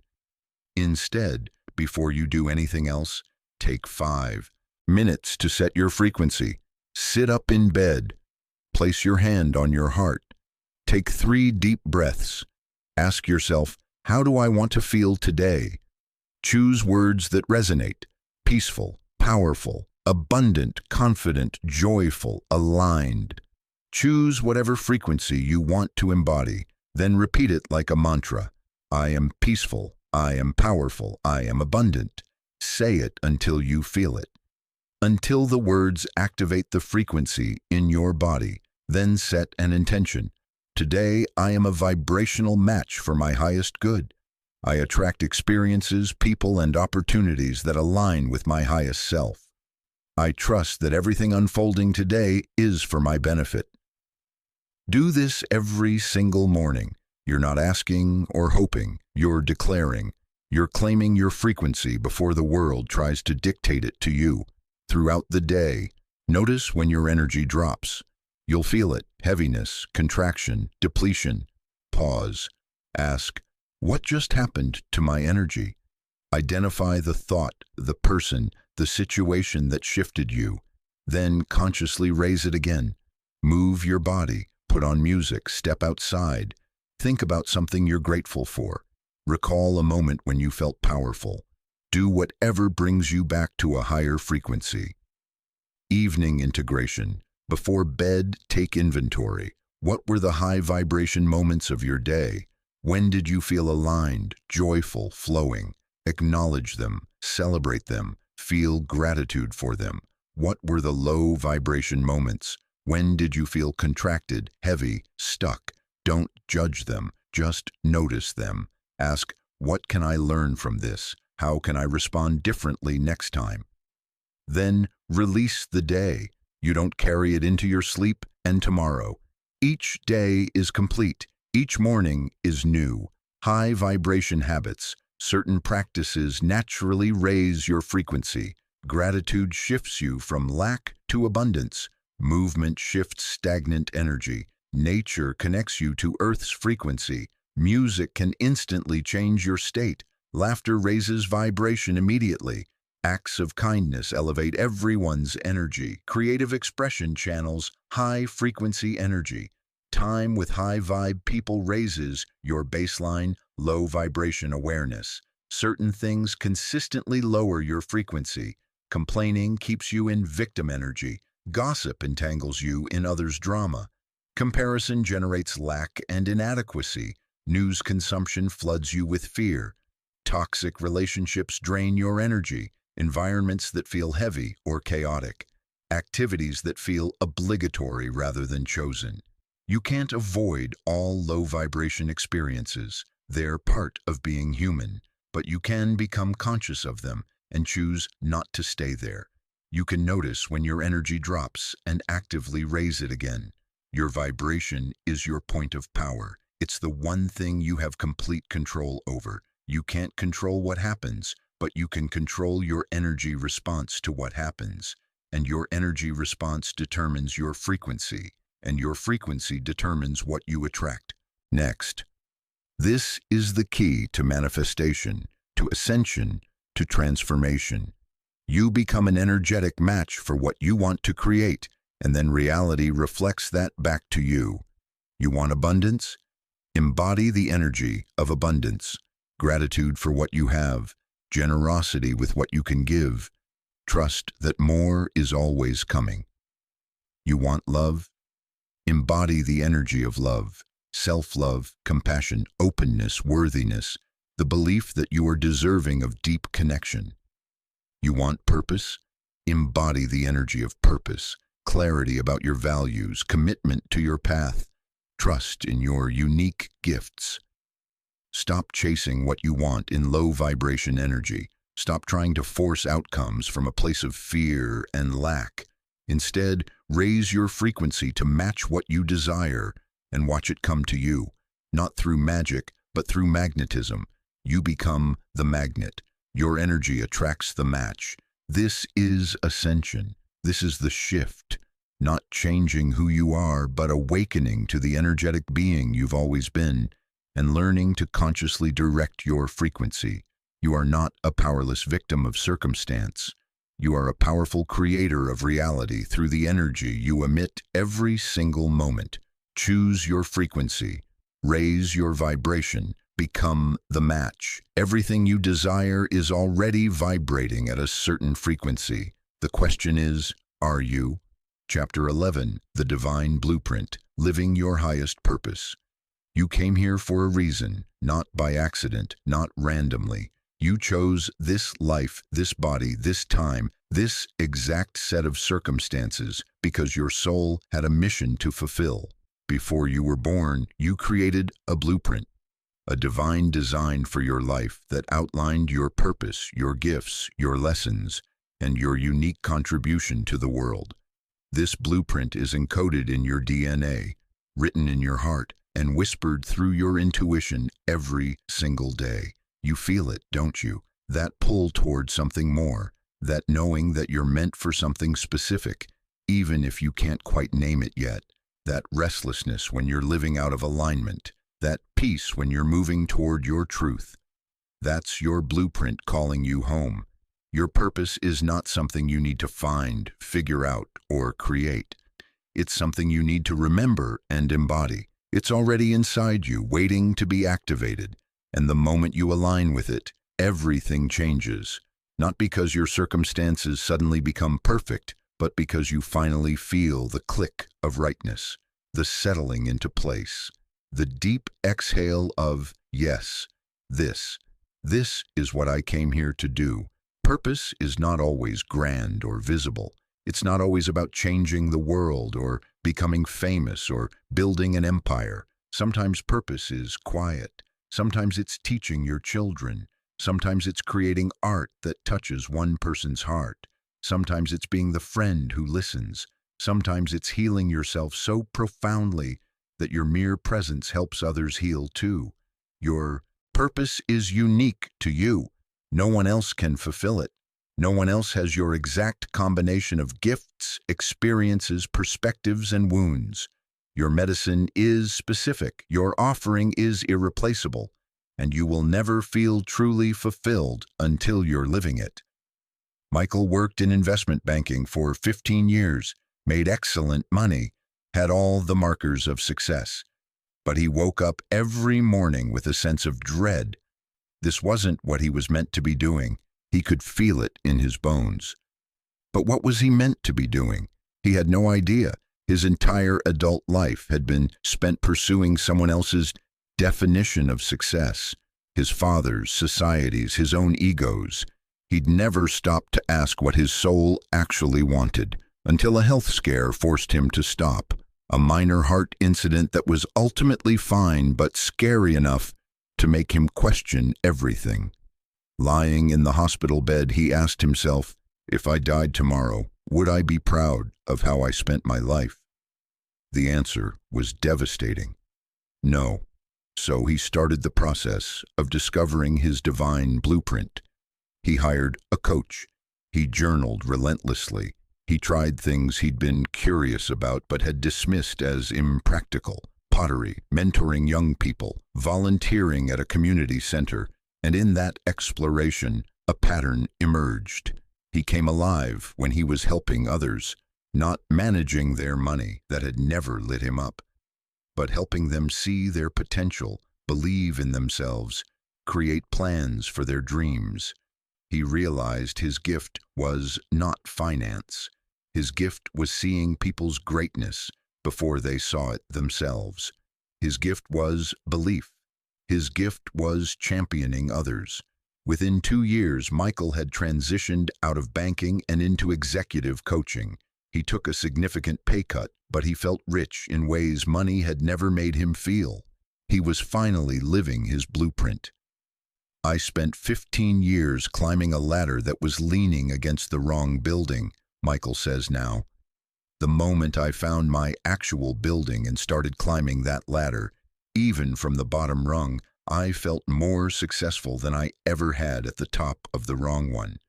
Your divine blueprint reveals itself through what lights you up, what makes time disappear, what you would do even if no one paid you, what you can't not do. It reveals itself through your wounds. The pain you've experienced points directly to your purpose. The healer was once sick. The teacher was once confused. The guide was once lost. Your mess becomes your message. Your test becomes your testimony. It reveals itself through what makes you angry, what injustice fires you up, what problem in the world can you not ignore. That righteous anger is fuel for your purpose. It reveals itself through what comes naturally to you. What do people always ask you for help with? What do you do that others find difficult? Your gifts are clues to your design. Here's your exercise. Imagine you're at the end of your life, looking back. You fulfilled your purpose completely. You lived your divine blueprint fully. You became everything you were meant to be and did everything you came here to do. Now write your life's mission statement from that place of completion. I came here to... Don't think too hard. Don't edit. Let it flow from a deeper place than your logical mind. Your soul knows. Let it speak. Maybe you came here to help people heal. Maybe you came here to create beauty. Maybe you came here to be a bridge between worlds. Maybe you came here to raise conscious children. Maybe you came here to disrupt systems that no longer serve. Maybe you came here to show others what's possible. Write it down, read it out loud. Feel if it resonates in your body. Truth has a frequency. You'll know it when you speak it. This mission statement is not set in stone. It may evolve as you evolve, but claiming it, even in draft form, activates something. It tells the universe, I'm ready to live my purpose. I'm ready to align with my blueprint. I'm ready to do what I came here to do. And the universe responds. Opportunities appear, doors open, the right people show up. Resources materialize, not all at once, but step by step. You're guided toward the full expression of your purpose. Living your purpose doesn't mean your life becomes easy. It means it becomes meaningful. Challenges still come, but they feel worth it. You're no longer wondering if your life matters. You know it does. You feel it does. When you're living your blueprint, you wake up with energy. You go to bed fulfilled. You feel connected to something larger than yourself. You know that your existence makes a difference. This is not selfish. This is essential. The world needs you to be you, fully, unapologetically, magnificently you, not a watered-down version, not a people-pleasing version, the full power aligned with purpose, living your blueprint version. Because your purpose is not just for you, it's for everyone your life touches. When you're living your blueprint, you give others permission to live theirs. When you're aligned with your purpose, you raise the frequency of everyone around you. You are a piece of the divine puzzle. Your contribution matters. Your presence is needed. Your purpose is waiting to be lived. Stop waiting for permission. Stop waiting for perfect clarity. Stop waiting until you feel ready. You are ready. You've always been ready. The blueprint is activated the moment you say yes to it. Say yes. Live your purpose. Fulfill your mission. Become who you came here to be. The world is waiting for you. Your highest self is waiting for you. Your divine blueprint is waiting for you. Answer the call. It's time. Chapter 12, The Ascended Mindset, Reprogramming Your Beliefs. Your beliefs create your reality. This is not metaphysical theory. It's how your brain works. Every belief you hold acts as a filter through which you perceive the world. Your beliefs determine what you notice, what you ignore, what you consider possible, what you think you deserve, and what you expect to happen. And then, through a process called confirmation bias, you unconsciously seek out and find evidence that confirms what you already believe. If you believe the world is dangerous, You'll notice every threat and miss every kindness. If you believe you're unworthy, you'll see every rejection as proof and dismiss every compliment as a mistake. If you believe success is hard, you'll struggle even when things could be easy. Your beliefs are not truth. They're just thoughts you've thought so many times that they've become hardwired. And what's been wired can be rewired. This is the power of the ascended mindset. You consciously choose beliefs that empower you, that expand you, that align you with your highest self. You stop running unconscious programming and start installing new software. Most of your limiting beliefs were installed before you were 7 years old. You absorbed them from your parents, your culture, your early experiences. You didn't choose them. You didn't question them. You just accepted them as truth. I'm not good enough. Money is hard to come by. Love is conditional. Success requires sacrifice. I have to struggle to be worthy. I'm too much. I'm not enough. I don't deserve happiness. Good things don't happen to people like me. These beliefs run in the background, like an operating system, controlling your choices, limiting your possibilities, keeping you small. And until you become aware of them, you can't change them. Awareness is the first step. You have to see the beliefs that are running you. Then you can question them. Then you can choose differently. Jennifer believed she wasn't smart enough. This belief was installed in 3rd grade when a teacher told her she was a slow learner. One comment, one time, from one person. But Jennifer believed it. And that belief shaped the next 30 years of her life. She didn't apply to college because she didn't think she could handle it. She stayed in entry-level jobs because she didn't believe she could learn complex skills. She stayed quiet in meetings because she didn't trust her own ideas. Then one day her daughter came home crying because a teacher said she wasn't good at math. And watching her daughter internalize that belief, Jennifer suddenly saw what she'd done to herself for 3 decades. She'd accepted one person's opinion as truth and built her entire life around it. So she decided to challenge it. She enrolled in an online course. It was hard at first. Her brain wanted to quit, to confirm the old belief. But she kept going, and she discovered something revolutionary. She could learn. She was smart. She'd just never tried because she believed she couldn't. Within 2 years, Jennifer had completed a certification program and transitioned into a new career that paid double what she'd been making, not because she suddenly became smarter, but because she changed the belief that had been limiting her.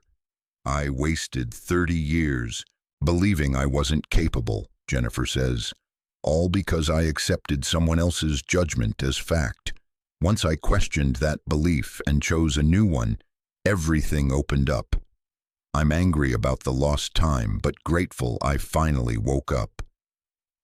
Your limiting beliefs are costing you your dreams, your potential, your joy, your freedom, the life you could be living if you weren't holding yourself back with outdated programming. But here's the empowering truth. You can change your beliefs at any time. Today, right now, this moment. Here's how. Step 1. Identify your limiting beliefs. What do you believe about yourself, about life, about what's possible for you that holds you back? Listen to your self-talk. Notice what you say after I am, or I can't, or I'm not the type of person who. Common limiting beliefs. I'm not worthy of love, success, happiness. I have to work hard to deserve anything. There's something wrong with me. I'm too old, young, inexperienced. People like me don't achieve that. If I succeed, people will judge me. I'm not talented, smart, capable enough. Step 2. Question the belief. Is it absolutely true? Where did this belief come from? What evidence do I have that contradicts it? What would be possible if I didn't believe this? Who would I be without this belief? Often you'll discover the belief isn't based on truth. It's based on one experience, one person's opinion, one limiting perspective you absorbed and never questioned. Step 3. Choose an empowering belief. What would you rather believe? What belief would serve you, empower you, align you with your highest self? This is not about lying to yourself or forcing toxic positivity. This is about choosing beliefs that open possibilities rather than close them. Your exercise. Take your journal and write down 3 limiting beliefs you've been holding. Be honest. Be specific. Then for each one, write a new empowering belief to replace it. Example, limiting belief. I'm not worthy of love unless I'm perfect. Empowering belief. I am worthy of love exactly as I am.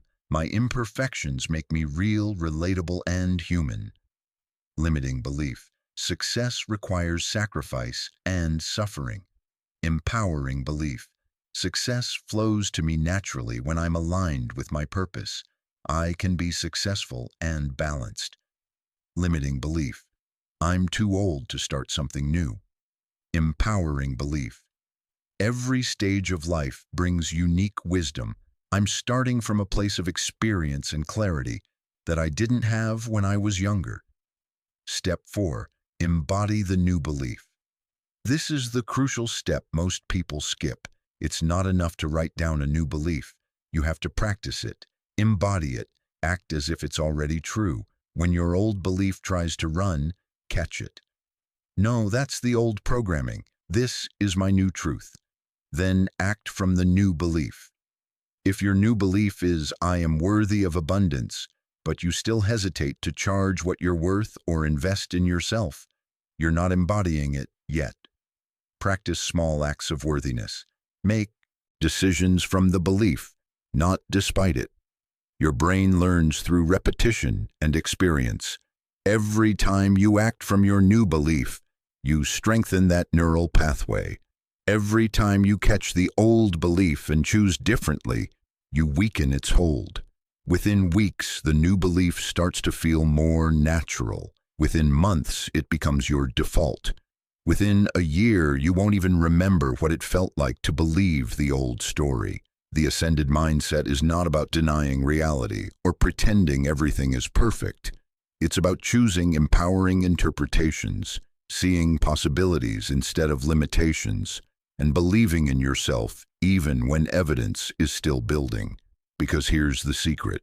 You have to believe it before you see it, not the other way around. You don't wait for success to believe you're capable. You believe you're capable, act from that belief, and then success follows. You don't wait for love to believe you're worthy. You believe you're worthy, show up from that place, and then love finds you. You don't wait for proof to believe in your purpose. You believe in your purpose, commit to it fully, and then the proof appears. Belief comes first. Reality follows. This is the power of the ascended mindset. You stop waiting for permission from external circumstances to believe in yourself. You grant yourself that permission. You choose beliefs that align with your highest self and then live from them. Your life doesn't change when your circumstances change. Your life changes when your beliefs change. And your beliefs change the moment you decide they do. You are not limited by your past. You are not defined by your history. You are not stuck in old patterns unless you choose to be. You can rewire your brain. You can reprogram your beliefs. You can install a new operating system, one that serves your ascension rather than blocks it. The ascended mindset is your birthright. Claim it, choose it, live it. Your new beliefs are waiting. Your new reality is ready. Your highest self is calling. Answer with a mindset that matches where you're going, not where you've been. Chapter 13, The Law of Attraction, Magnetizing Your Desires. You are a magnet, always. Whether you realize it or not, you are constantly attracting people, experiences, and circumstances that match your internal state. This is the law of attraction, and it's operating in your life right now. The question is, are you attracting consciously or unconsciously? Are you calling in what you want, or are you magnetizing what you don't want through fear, doubt, and limiting beliefs? The law of attraction states that like attracts like. Your thoughts, emotions, and beliefs emit a frequency, and you attract back to you experiences that match that frequency. Energy seeks its own level. Vibration attracts matching vibration. This is why you can't think poverty thoughts and attract wealth. You can't feel unworthy and attract healthy love. You can't vibrate fear and attract peace. The frequency you emit determines the reality you receive. But here's what most people get wrong about the law of attraction. It's not just about positive thinking. It's not about pretending you have what you want. It's not about vision boards alone. The law of attraction works through alignment. You must become an energetic match for what you desire. Not just think about it, but embody it. Feel it. Believe it. Live as if it's already yours on an emotional and energetic level. This is the difference between wanting and manifesting. Wanting keeps you in a state of lack. I don't have it, so I want it. That lack is what you're actually magnetizing. More lack, more wanting, more distance from what you desire. Manifesting comes from a state of having. Even before it appears physically, you feel the emotion of having it. You trust it's already yours. You live from that certainty, and then the physical reality catches up to the energetic one. Carlos wanted to manifest financial abundance. He'd been struggling for years, always just getting by, always stressed about money. He tried affirmations. He made vision boards. He visualized wealth. But nothing changed, because underneath all the techniques he was still living in fear. Fear he wouldn't have enough. Fear he'd lose what he had. Fear that abundance wasn't really possible for someone like him. Then a mentor asked him a powerful question.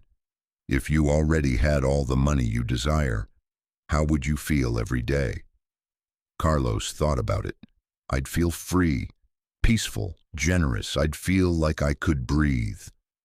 Then start feeling that now, the mentor said. Become that person energetically before the money shows up. Live from that feeling and the money will have to follow.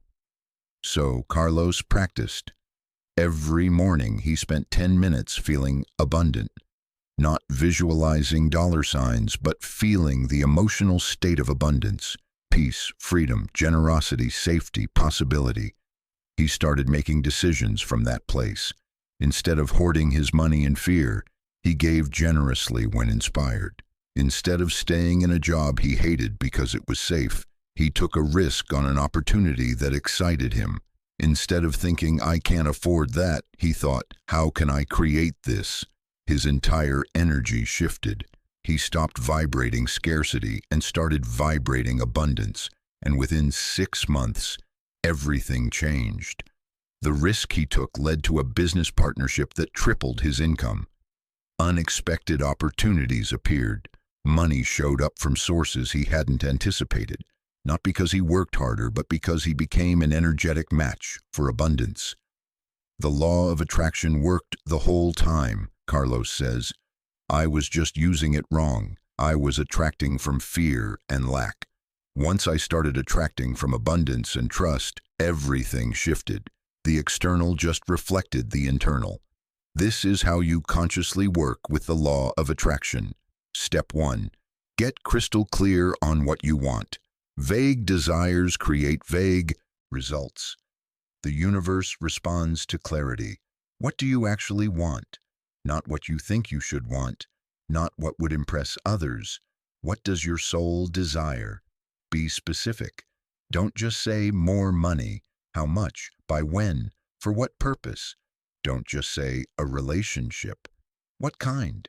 With whom? What does it feel like? Step 2. Connect to the feeling. This is the most important step. How will you feel when you have what you desire? That feeling is what you need to cultivate now. You want wealth? Feel abundant now. You want love? Feel loved now. You want purpose? Feel purposeful now. Don't wait for the thing to give you the feeling. Generate the feeling first. The thing follows the feeling. Step 3. Release attachment to the how and when. The universe has infinite ways to deliver what you desire. Your job is to hold the vision and the feeling. The universe's job is to orchestrate the how. When you're attached to it happening a specific way in a specific timeline, you actually block the flow. You limit the infinite possibilities to your limited human perspective. Hold the vision, trust the timing, surrender the how. Step 4. Take inspired action. The law of attraction is not about sitting on your couch visualizing and waiting for things to magically appear. It's about aligning your energy and then acting from that alignment. Inspired action feels light, flowing, exciting. It pulls you forward. Forced action feels heavy, resistant, obligatory. It pushes you. When you're aligned with what you want, the right actions become obvious. Opportunities appear. Doors open. You know what to do next. Follow that guidance. Step 5. Practice gratitude. Gratitude is the highest vibration. When you're grateful for what you already have, you signal to the universe that you're ready to receive more. Gratitude shifts you from lack to abundance instantly. Every day, acknowledge what's already working, what's already beautiful, what you already have that you once desired. This amplifies the frequency of having, which attracts more to have. Your exercise. Create a vision board or digital collage, but do it differently than you might have before. Don't just collect images of things you want. Collect images that evoke the feeling you're magnetizing. You want financial freedom. Find images that make you feel free. You want love. Find images that make you feel loved, cherished, connected. You want adventure. Find images that make you feel alive, expansive, excited. Then spend time with your vision board daily, not looking at it with longing or wanting, but feeling into it, imagining it's your current reality, embodying the frequency of having it already. Let it activate the feeling. Let the feeling become your new baseline. Let that frequency attract the matching reality. Remember, the law of attraction is always working. You cannot not attract. The question is, what are you attracting? If you're attracting what you don't want, you're sending out a frequency you don't want. Change the frequency. Change what you attract. You are powerful beyond measure. You are a creator. You are a magnet. You can consciously call in the life you desire by aligning your energy with it. Stop hoping. Stop wishing. Stop waiting. Start feeling. Start believing. Start embodying. Become the energetic match for your dreams. And then watch as your external reality reorganizes itself to reflect your internal alignment. You are the magnet. You are the creator. You are the attractor. Use your power consciously. Create your reality deliberately. Magnetize your desires fully. The universe is ready to deliver. Are you ready to receive? Chapter 14, Sacred Relationships, the Power of Connection. Every person in your life is a mirror, and every relationship is a teacher. Some reflect your light back to you, helping you see your beauty, your strength, your worth. Some reflect your shadow, triggering your wounds, and showing you what still needs healing. Some reflect your growth, celebrating how far you've come. Some reflect your potential, calling you toward who you're becoming. None of them are random.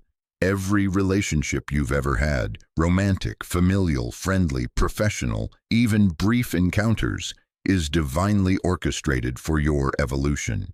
Some are here to stay. Some are here for a season. Some are here for a single lesson. All are here for your ascension.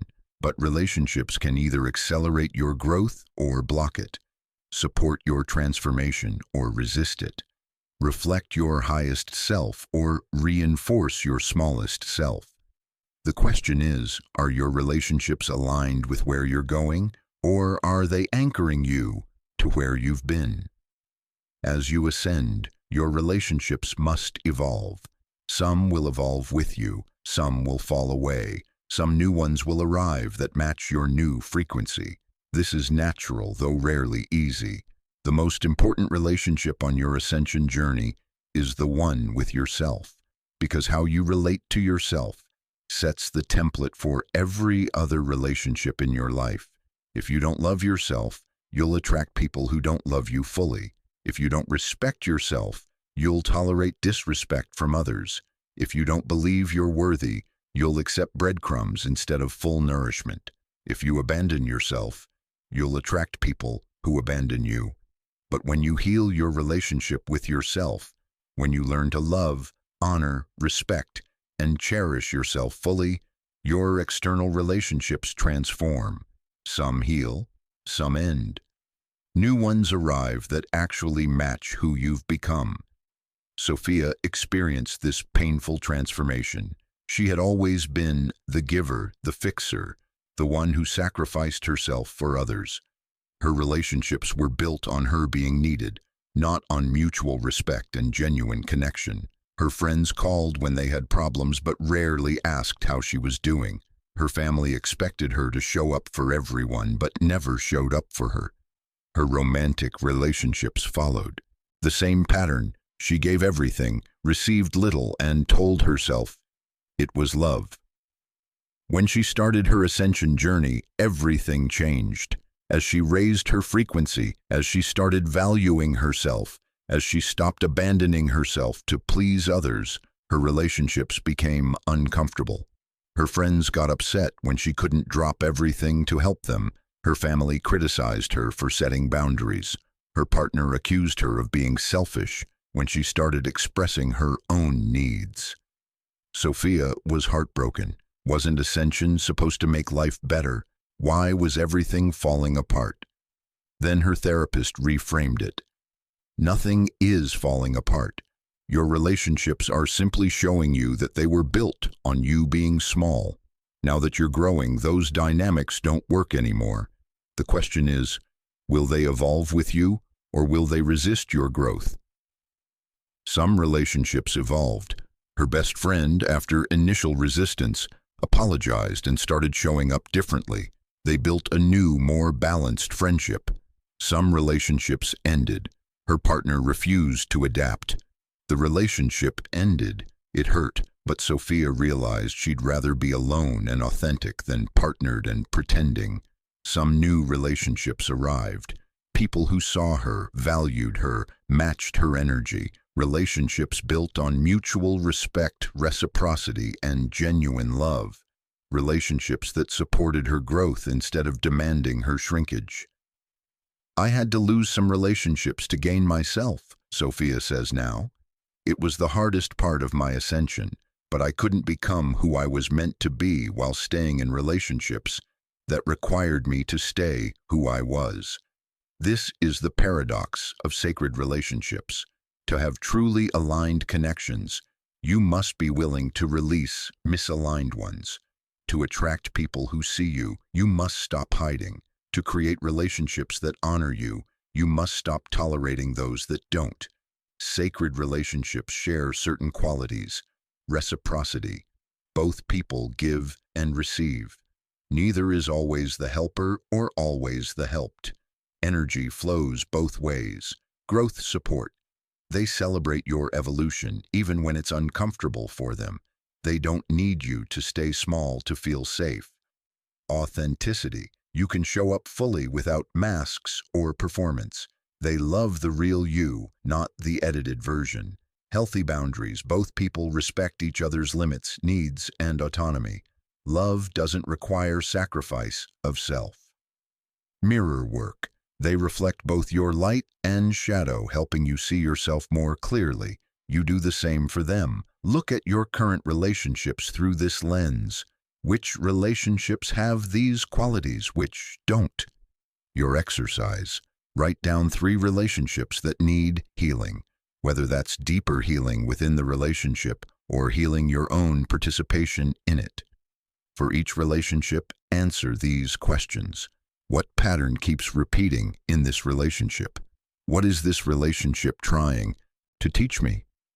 How can I show up as my highest self here? Sometimes showing up as your highest self means having a difficult conversation. Sometimes it means setting a boundary. Sometimes it means offering forgiveness.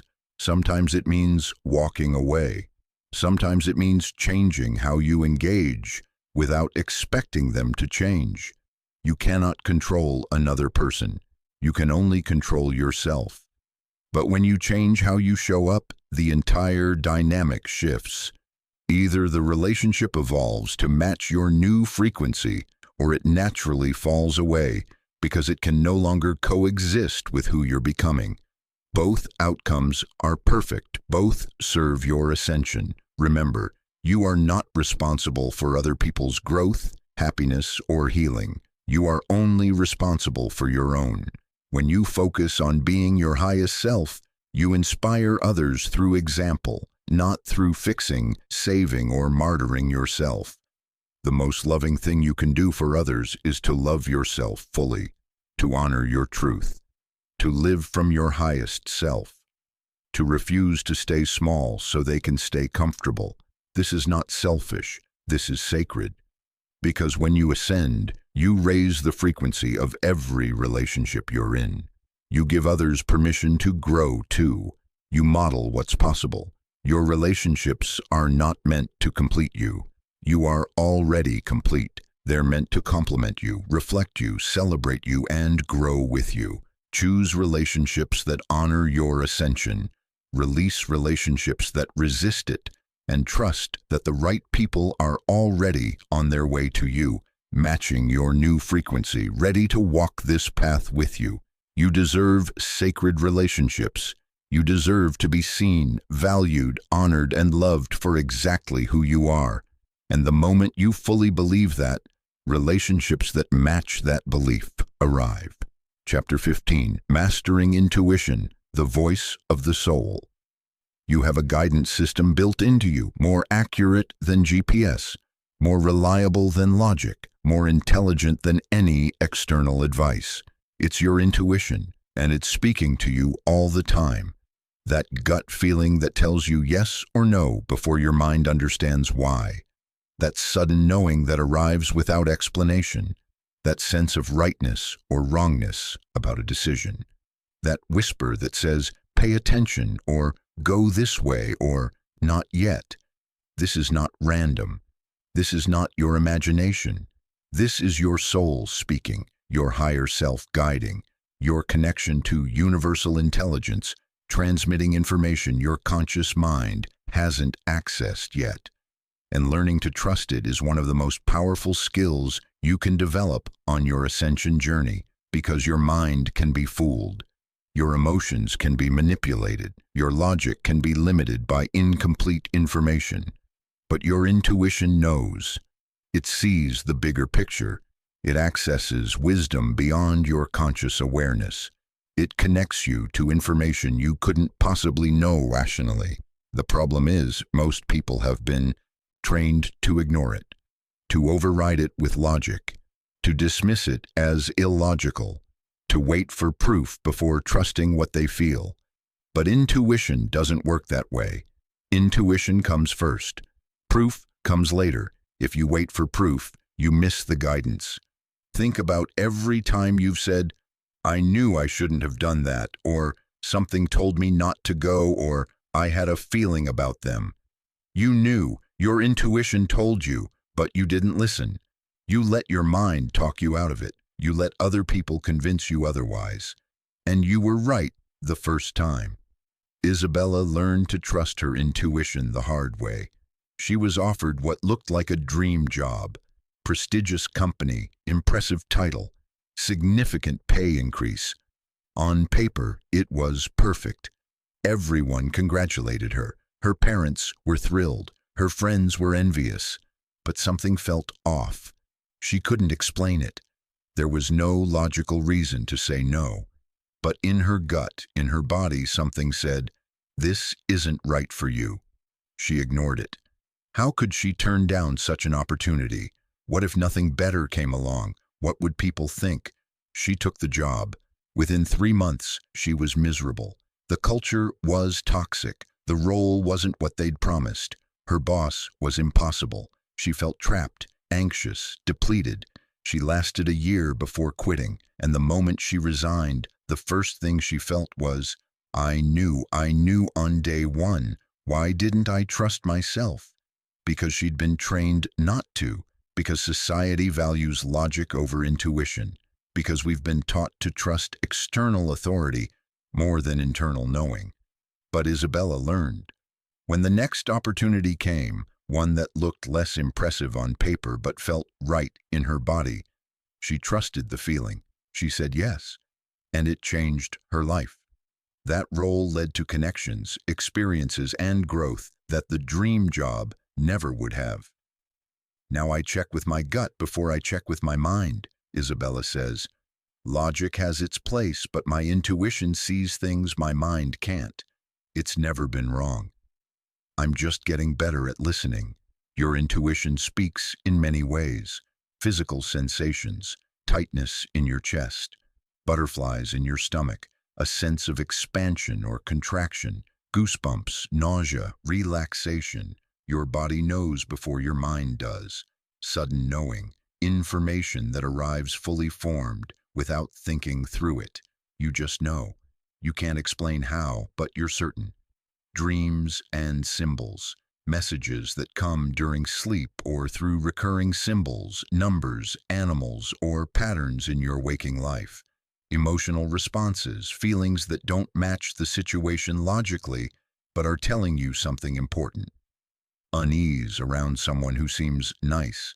Peace about a decision that seems risky. The first thought. Before your mind kicks in with analysis and justification, there's often a flash of knowing. That first response is usually intuition. Everything after is usually mind.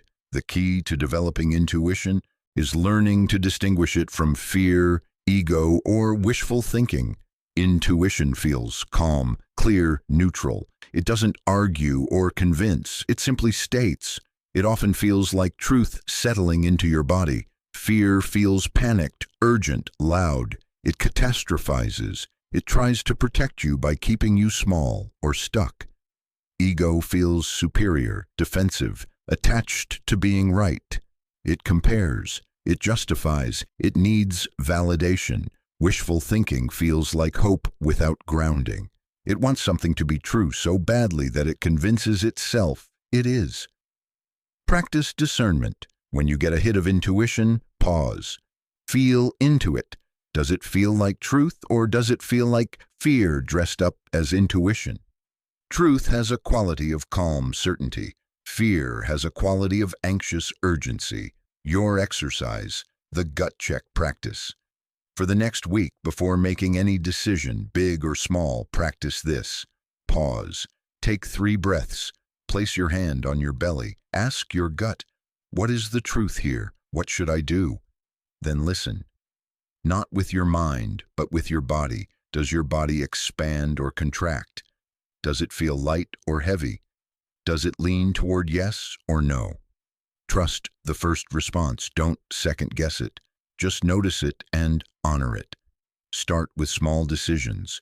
Which route to drive? What to eat? Whether to make that phone call. Build trust with your intuition in low-stakes situations. Then, as you see it's reliable, trust it with bigger decisions. Keep a journal of your intuitive hits and the outcomes. You'll start to see patterns. You'll build evidence that your intuition knows. And as you build evidence, your trust deepens. The more you trust your intuition, the stronger it becomes. Like any relationship, it deepens with attention and trust. Ignore it, and it quiets down. Honor it, and it speaks more clearly. Your intuition is your direct line to divine guidance. It's how your soul communicates. It's how the universe sends you messages. It's how your highest self steers you toward your best life. Logic has its place, analysis has value, but they should support your intuition, not override it. When intuition and logic agree, move forward confidently. When they disagree, trust intuition. Your gut knows things your mind hasn't figured out yet. It's accessing information from a broader field of intelligence. You came here with this gift. Every human has it. But you've been trained to ignore it, doubt it, dismiss it, reclaim it, trust it, honor it, follow it. Your intuition will never lead you astray. It might lead you somewhere uncomfortable, somewhere unexpected, somewhere your mind wouldn't have chosen, but it will always lead you toward your highest path. The voice of your soul is speaking. It has been all along. It's time to listen. Chapter 16, The Art of Spiritual Sovereignty. You've been waiting for permission. Permission to be powerful. Permission to be fully yourself. Permission to claim your gifts. Permission to live the life you desire. Permission to step into your greatness. Here it is. You don't need permission. You never did. You are sovereign, completely, absolutely, unconditionally sovereign over your own life, your own choices, your own reality, your own power. Spiritual sovereignty means you are the ultimate authority in your life. Not your parents, not your culture, not your religion, not your partner, not society. You, your inner knowing, your soul's guidance, your connection to the divine within you. This doesn't mean you're isolated or arrogant. It doesn't mean you don't seek wisdom from others or learn from teachers. It means you never give away your power. You never surrender your inner authority to external authorities. You take in information, wisdom, and guidance, but you always run it through your own truth detector. You always come back to what is true for me, because no one, no guru, no expert, no system knows your path better than you do. They can illuminate, they can inspire, they can reflect, but they cannot decide. Only you can decide. For too long, you've outsourced your power. You've looked for the answer outside yourself. You've waited for someone to tell you what to do, who to be, how to live. You've given your authority to anyone who seemed more certain, more enlightened, more qualified than you. But here's the truth that sets you free. You are the expert on you. You are your own best teacher. You are your own healer. You are your own guru. Everything you seek is already within you. Every answer, every insight, every bit of guidance you need, it's all there, waiting for you to claim it. Thomas spent decades following spiritual teachers. He went to workshops, read every book, joined communities, sought initiation from masters. He was always looking for the person who had the answer, the practice that would finally enlighten him, the teaching that would unlock his ascension. And each teacher gave him something valuable. Each practice opened something within him. Each teaching shifted his perspective. But he was still waiting, still seeking, still feeling like he wasn't quite there yet. Until one day during meditation he heard clearly, "Stop looking for me out there. I am here. I have always been here. You are the one you've been searching for." It shattered something. He'd been on this endless quest for external validation, external wisdom, external awakening, but the awakening was internal. It had always been internal. He was the teacher he'd been seeking. He was the healer he'd been looking for. He was the guru he'd been following. Everything he'd learned from others was simply reflecting back to him what was already within him. This realization changed everything. Thomas stopped seeking and started embodying. He stopped asking others what to do and started trusting his own inner guidance. He stopped waiting for someone to anoint him as ready and claimed his own power. "I'm grateful for every teacher who guided me," Thomas says now, "but the greatest teaching was realizing I didn't need them to complete me. I was already whole. I just needed to remember." This is spiritual sovereignty, owning your wholeness, claiming your power, trusting your inner authority above all external voices. It's recognizing that while you can learn from others, no one can live your life for you. No one can make your choices for you. No one can walk your path for you. You are sovereign. You are the authority. You are the power. This requires radical responsibility. You cannot blame others for your life while claiming sovereignty over it. You cannot be a victim and sovereign simultaneously. Sovereignty means, this is my life. These are my choices. This is my creation. I own all of it. Not as burden, but as liberation. Because if you created it, you can change it. If you chose it, you can choose differently. If it's yours, you have power over it. Spiritual sovereignty also means you stop giving your energy to what you cannot control. You stop trying to change others. You stop waiting for external circumstances to give you permission to be happy. You stop making your peace conditional on things outside yourself. You focus on the one thing you have complete sovereignty over: yourself. Your thoughts, your emotions, your energy, your choices, your responses, your frequency, your alignment. This is your kingdom, and you are the ruler, not a tyrant demanding perfection, but a wise, loving leader who honors your own complexity, forgives your own mistakes, celebrates your own growth, and always guides yourself back to your highest truth. Your exercise, declaration of sovereignty. Take out your journal and write your declaration. This is your proclamation to yourself, to the universe, to any force that has held power over you. Begin with, I, your name, declare my spiritual sovereignty. I claim full authority over my life and my path. Then write whatever wants to come through. What are you reclaiming? What power are you taking back? What external authority are you releasing? What truth are you standing in? Examples: I declare sovereignty over my body. I decide what's right for my health, my healing, my physical expression. I declare sovereignty over my purpose. I trust my own inner knowing about why I'm here and what I came to do. I declare sovereignty over my relationships. I choose who I allow into my life, and I release anyone who does not honor my growth. I declare sovereignty over my beliefs. I decide what is true for me, regardless of what I was taught or what others believe. Write until you feel complete, then read it aloud. Speak it into existence. Let the universe hear your claim. Let yourself hear your power. This is not arrogance. This is alignment. This is you stepping fully into the truth of who you are, a sovereign being, a divine expression, a powerful creator. You are no longer waiting for permission, approval, or validation. You grant yourself permission. You approve of yourself.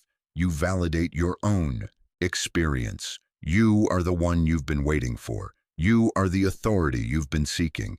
You are the power you've been trying to find. Claim it, embody it, live it. You are sovereign. You always have been. Now you're just remembering. Chapter 17.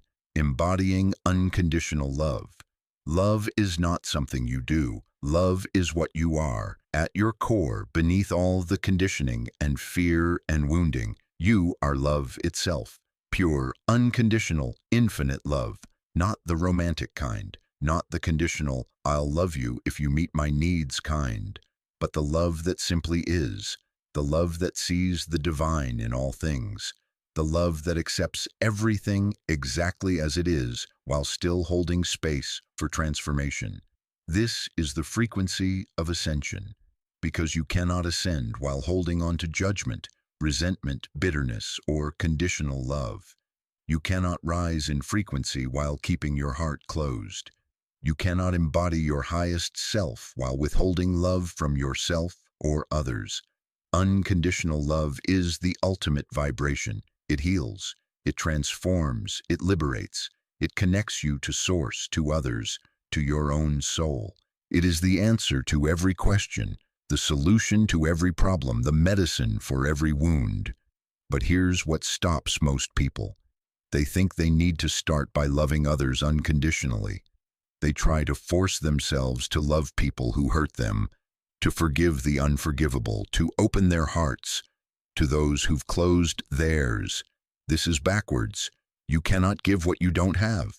You cannot love others unconditionally if you're still loving yourself conditionally. The journey to unconditional love begins with you, with loving yourself not when you're perfect, but exactly as you are, not when you've achieved your goals, but in the midst of the struggle, not when you finally heal all your wounds, but while you're still in the process of healing. Self-love is not selfish. Self-love is essential. It's the foundation of everything else. How you treat yourself sets the standard for how others will treat you. How you speak to yourself becomes the voice you hear in your own head. How you love yourself determines your capacity to love others.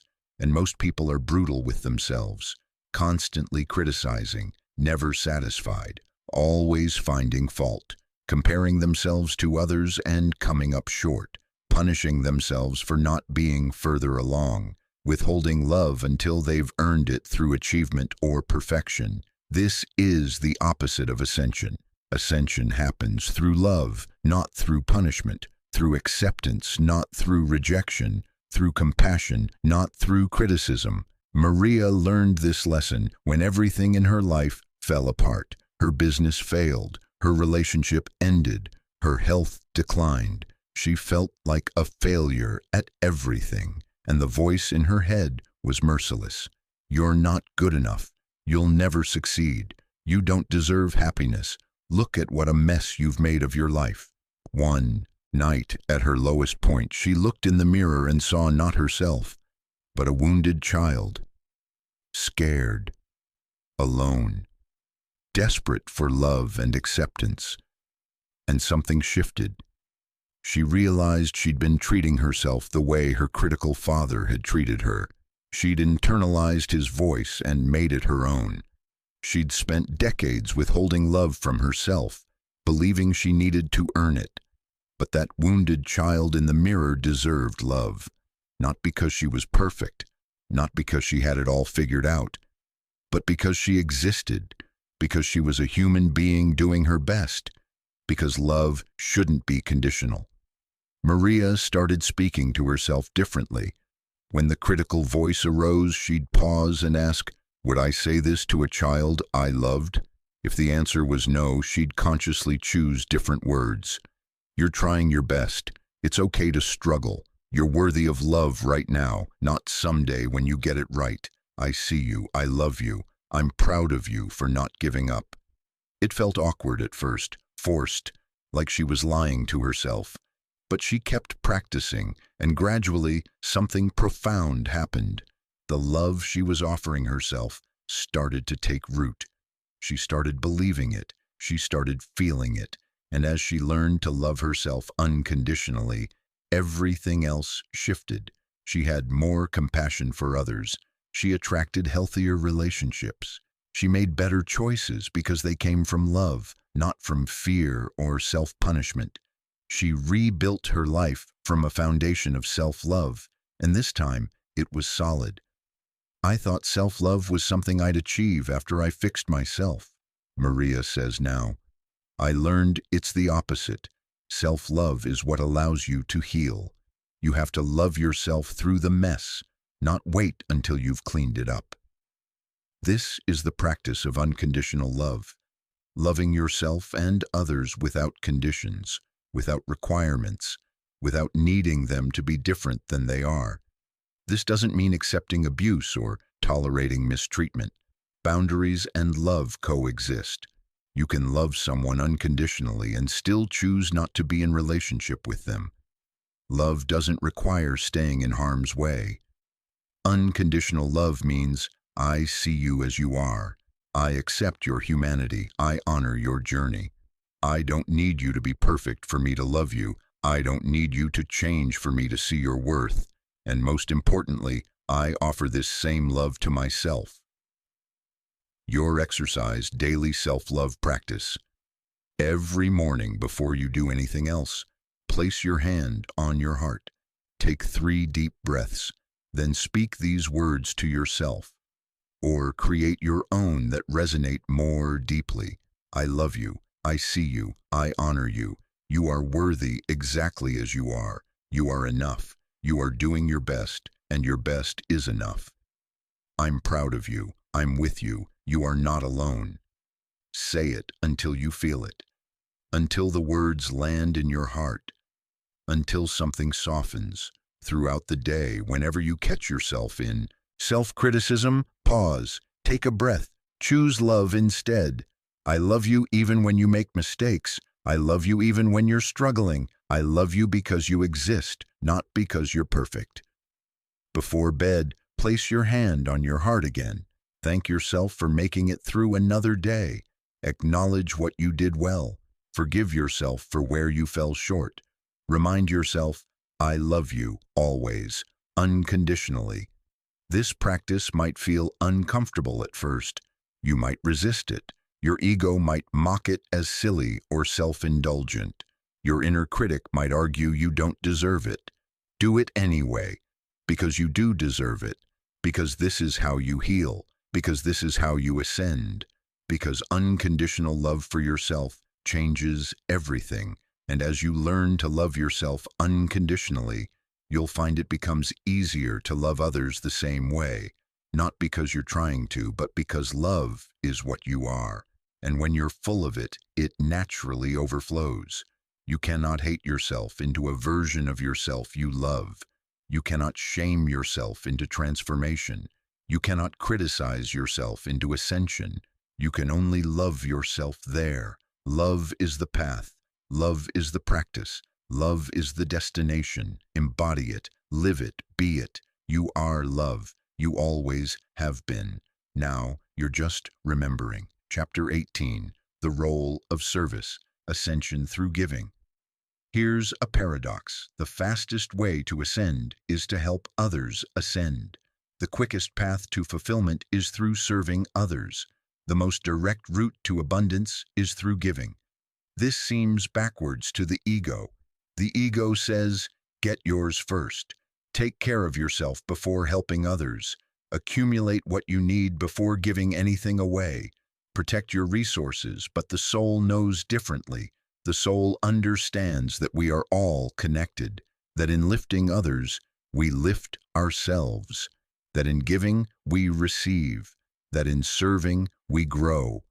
This is not about martyrdom or self-sacrifice. This is not about giving until you're depleted or serving at the expense of your own well-being. That's not service. That's self-abandonment. True service comes from overflow, from abundance, from a cup so full that it naturally spills over to nourish others. You cannot serve sustainably from depletion. You fill yourself first, then you share. But once you're filling yourself, once you're connected to your purpose and aligned with your path, service becomes inevitable because you recognize yourself in others. You see that their pain is your pain. Their liberation is your liberation. Their ascension accelerates your own. We are not separate, we never have been. We are individual expressions of one consciousness, experiencing itself through infinite perspectives. When you help another person heal, grow, or awaken, you are healing, growing, and awakening yourself. This is why service is so fulfilling. It's not just altruism. It's recognition of our interconnectedness. It's the remembering that we rise together or not at all. David discovered this truth when his life had meaning but still felt empty. He had healed himself. He'd done the inner work. He was aligned with his purpose. He was living authentically. But something was missing. Then a friend asked him to mentor a young person who was struggling with the same issues David had overcome. David hesitated. He wasn't a professional mentor. He wasn't an expert. What could he really offer? But he agreed. And something extraordinary happened in those conversations. As he shared his story, his struggles, his lessons learned, he felt more alive than he had in months. Not because he was helping someone, though he was, but because in helping them, he was deepening his own understanding. Teaching them was teaching himself. Serving them was serving his own continued growth. The person he mentored transformed. But David transformed too. He discovered that his purpose wasn't just to heal himself. It was to help others heal. His pain had medicine in it. His journey had wisdom that others needed. His story had power when shared.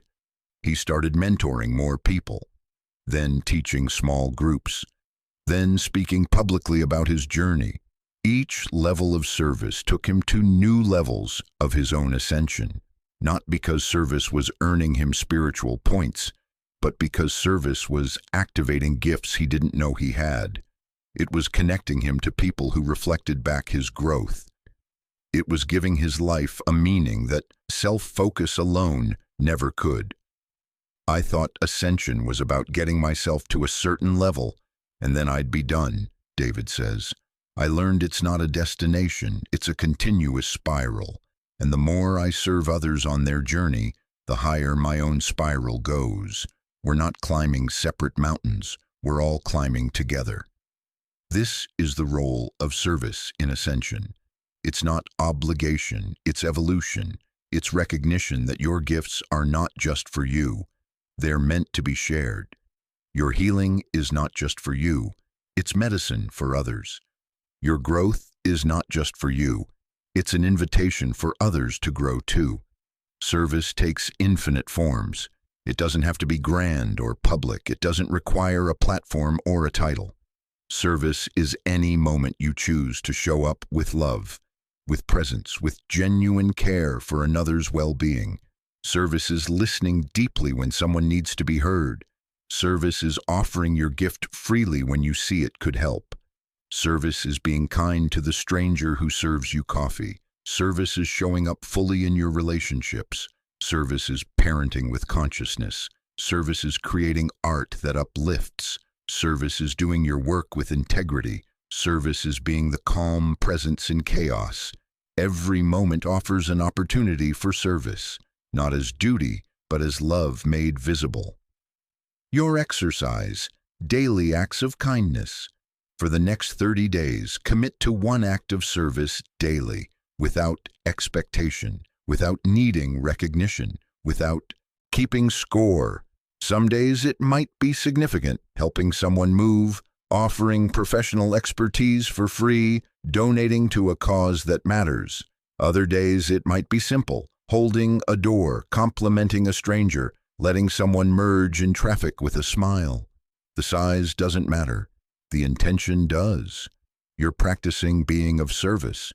You're remembering that your life is not just about you. You're activating the part of you that naturally wants to contribute, support, uplift, and help.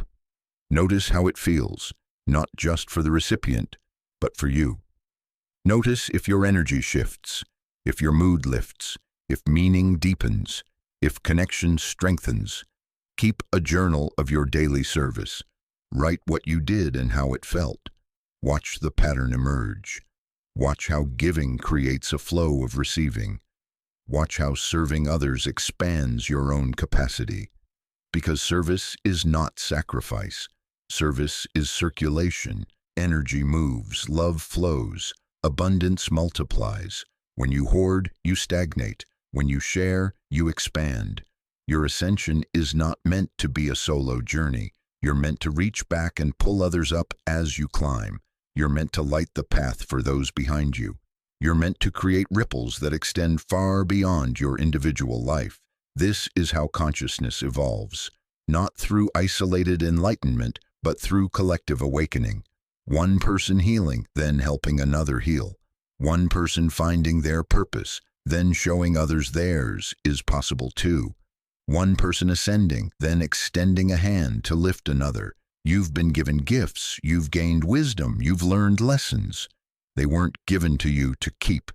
They were given to you to share. This is your invitation. Let your life be of service. Let your growth benefit others. Let your light illuminate the path for those who are still finding their way.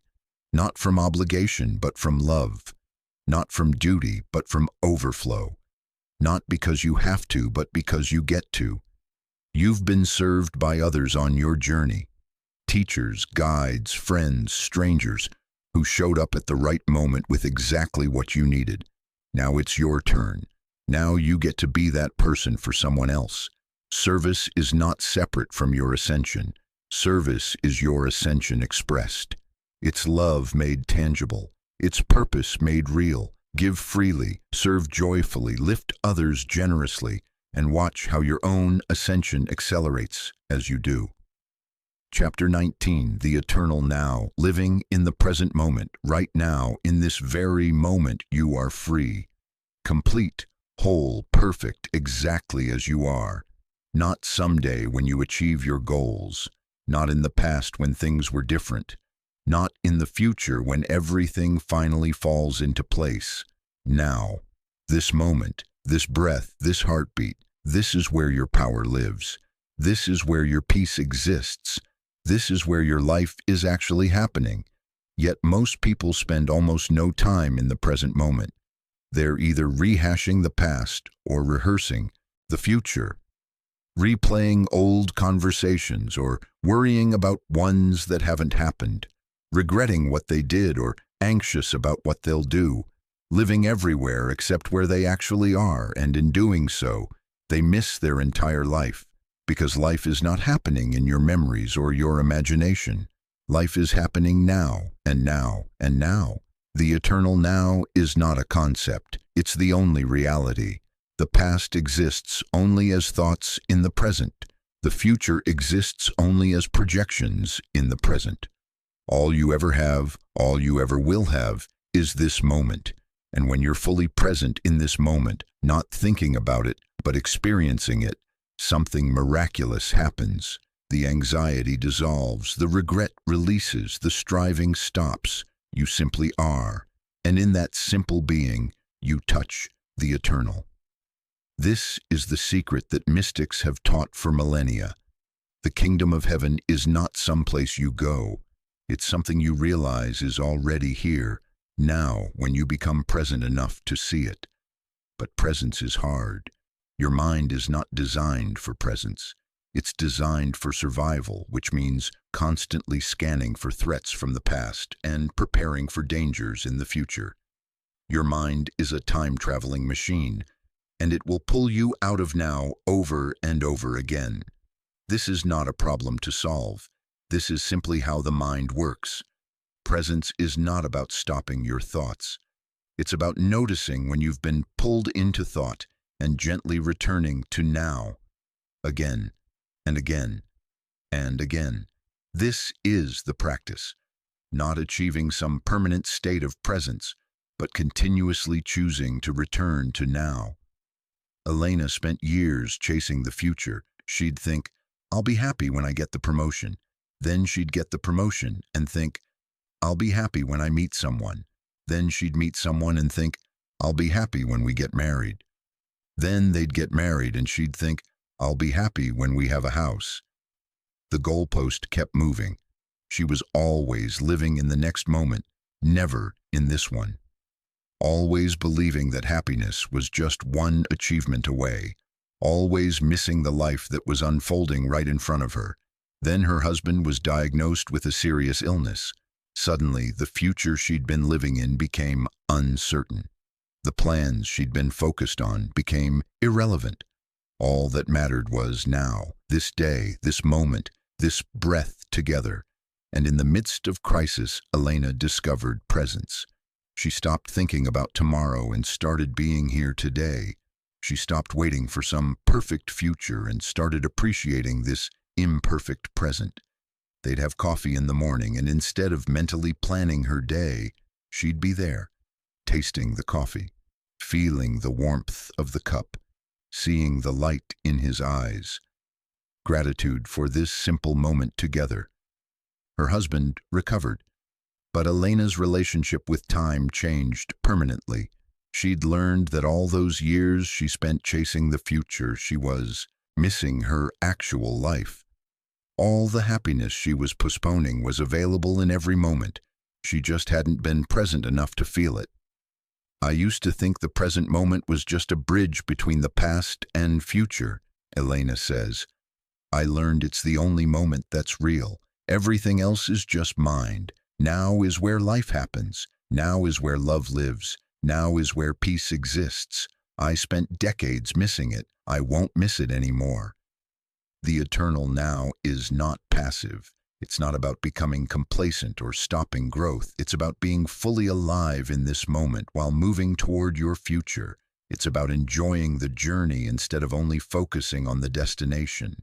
It's about finding fulfillment now, not perpetually postponing it. When you're present, you're more creative, more intuitive, more connected, more joyful. You notice beauty you would have missed. You feel love you would have overlooked. You access wisdom you couldn't reach when lost in thought. Presence is the portal to your highest self, because your highest self doesn't live in the past or future. It lives now, always now, and you can only access it by being now. Your exercise, mindfulness. Throughout your day for the next week, practice returning to the present moment throughout your day. Set reminders on your phone every hour with one word, now. When the reminder goes off, stop whatever you're doing. Take 3 conscious breaths. Notice, what can I see right now? What can I hear right now? What can I feel in my body right now? What am I grateful for right now? That's it. 10 seconds of pure presence. Then continue what you were doing, but with slightly more awareness. Do this every hour. You'll notice how often you've been lost in thought, disconnected from now. You'll notice how good it feels to come back. You'll notice that the present moment is actually quite wonderful when you're in it. Also, practice presence during routine activities. When you're eating, actually taste your food instead of scrolling your phone. When you're showering, feel the water instead of rehearsing your day. When you're talking to someone, listen fully instead of planning what you'll say next. These moments you usually do on autopilot are opportunities for presence, for actually experiencing your life instead of just going through it. This doesn't mean you never plan for the future or learn from the past. It means you do those things consciously in the present moment, then return to now. You don't live in past or future. You visit them when necessary, then come home to now, because now is your home. Now is where your power is. Now is where transformation happens. Now is where peace lives. Now is where you are most fully yourself. The past is over. It's done. You cannot change it. You can only release it. The future hasn't happened. It's not guaranteed. You cannot control it. You can only prepare for it while staying rooted in now. This moment is the only moment you have any actual power in. This moment is the only moment you can make a choice. This moment is the only moment you can feel love, joy, peace, gratitude, presence. Stop postponing your life. Stop waiting for some perfect future to finally be happy.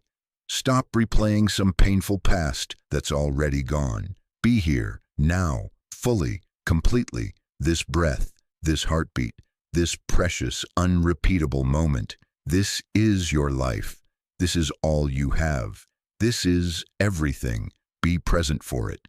The eternal now is not something you achieve. It's something you return to, over and over, moment by moment, breath by breath. Welcome home. You're here. You're now. You're alive. And that is everything. Chapter 20. Ascension complete. You are the universe awakened. You did it. You made it here. Through all the chapters, all the lessons, all the exercises, through all the resistance, all the fear, all the doubt, through the awakening, the healing, the aligning, the embodying, you made it to this moment, and this moment is not an ending. It's a beginning, because ascension is not a destination you reach. It's not a level you achieve, and then you're done. It's not a state you attain, and then maintain forever without effort.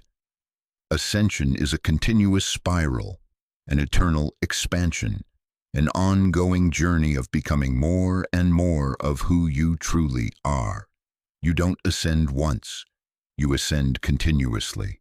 With every choice you make from your highest self, with every moment you choose love over fear, with every time you honor your truth, with every act of service, with every return to presence, with every deepening of awareness. You are not the same person who started this journey. Look at how far you've come. Look at what you've released. Look at what you've claimed. Look at what you've remembered about yourself. You've awakened to your calling. You've crossed thresholds. You've faced your shadows. You've discovered your power. You've aligned with your purpose. You've reprogrammed your beliefs. You've learned to trust the flow. You've mastered your intuition. You've claimed your sovereignty. You've embodied love. You've committed to service. You've found presence. This is not small. This is profound. This is transformation. This is ascension. And it's just the beginning. Because now you know how. Now you have the tools. Now you understand the process. Now you remember who you are. And from this place, you can continue to rise, continue to expand, continue to evolve. There will be new thresholds to cross, new shadows to integrate, new levels of yourself to discover, new ways to serve, new dimensions of love to embody, new frequencies to access. Ascension is infinite. You are infinite. There is no ceiling to your growth, your consciousness, your capacity to love, your ability to create, your potential to contribute. You thought you were small. You thought you were limited. You thought you were just a human having a spiritual experience, but you're not. You're so much more than that. You are the universe, experiencing itself. You are consciousness in human form. You are the divine expressing itself through your unique perspective. You are infinite potential temporarily focused into this body, this life, this moment. You are not separate from the universe. You are not a small part of something big. You are the whole thing experiencing itself from one particular vantage point. When you look at the stars, you're not separate from them. You're made of the same atoms that make stars. You're made of stardust that has organized itself into consciousness. You're the universe looking at itself and saying, "Isn't this magnificent?" This is not poetry. This is physics. This is truth. You are literally, scientifically, undeniably the universe awakened to itself. And once you truly understand this, once you feel it not just intellectually, but in your bones, everything changes. You stop feeling small. You stop doubting your power. You stop questioning your worth. You stop limiting yourself to what seems possible from a human perspective, because you're not just human. You're universal consciousness having a human experience. You're infinite being expressing through finite form. You're eternal playing in time. You're divine dancing in matter. This is who you are. This is who you've always been. You're just finally remembering. And from this remembering, from this recognition, from this realization, everything becomes possible. Not through force or effort, but through alignment. Not through striving, but through allowing. Not through becoming something you're not, but through being more fully what you are. You are not here by accident. You chose this life. You chose this time. You chose this body. You chose these circumstances. Before you were born, your soul looked at this moment in human history and said, "Yes, I want to be there. I want to participate. I want to contribute to the awakening that's happening." And here you are, keeping that promise, fulfilling that contract, living that choice.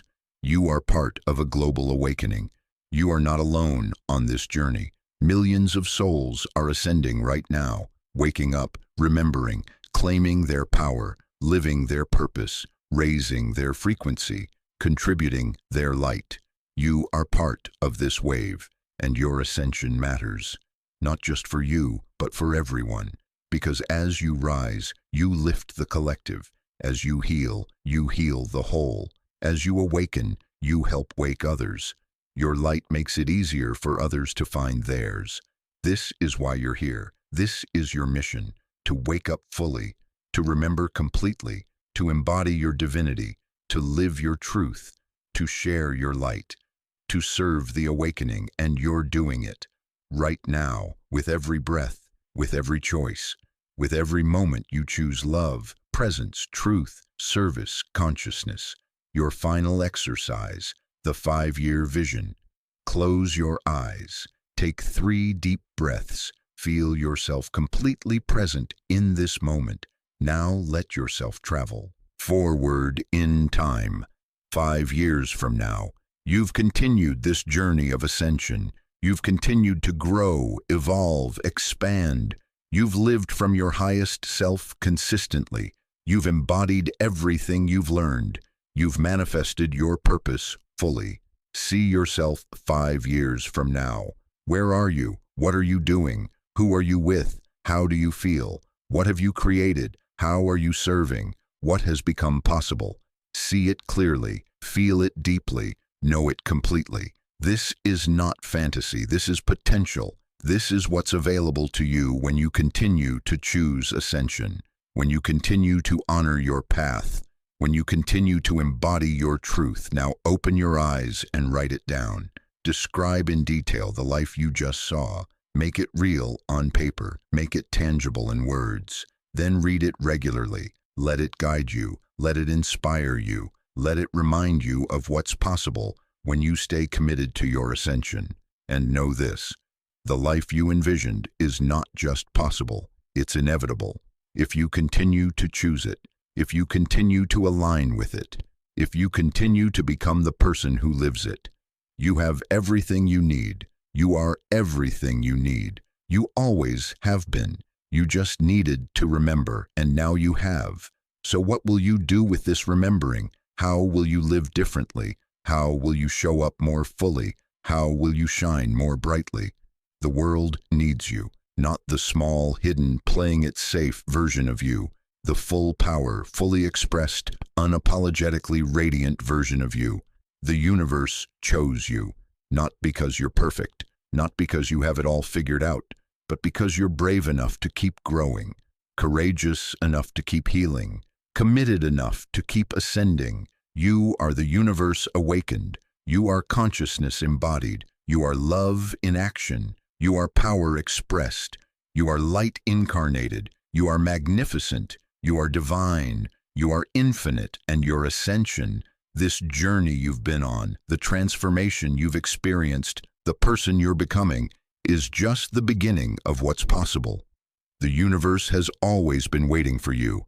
Now you're finally here, awake, aware, aligned, ascending. Welcome home, chosen one. Welcome to your highest self. Welcome to your ascended life. The journey continues, the adventure expands, the evolution accelerates, and you, radiant, powerful, divine you, are ready, more than ready. You were born for this. Now go, live it, embody it, share it, be it. The universe is waiting to see what you'll create from this place of remembering. Show it, show yourself, show the world. You are the universe awakened, and you are magnificent. If this book found you, the universe has already chosen you, and now you know why. You came here to wake up, to remember, to ascend, and you have. This is not the end of your journey. This is the beginning of your journey as a fully awakened being. Every day from now on is an opportunity to embody what you've learned, to live from your highest self, to contribute your unique light to the collective awakening. You are not the same person who started reading this book. You've transformed. You've ascended. You've remembered who you truly are. And from this place of remembering, anything is possible. Go forth, beloved, live your truth, shine your light, serve your purpose. The universe is celebrating you. Your highest self is proud of you. Your future self is grateful to you. And we, all of us on this journey together, are honored to walk this path with you. You were chosen. You said yes. You did the work. You ascended. Now live it fully, powerfully, unapologetically. You are the universe awakened, and you are everything. Thank you for choosing to ascend. The universe thanks you, and so does every soul your light will touch, because you dared to remember who you truly are.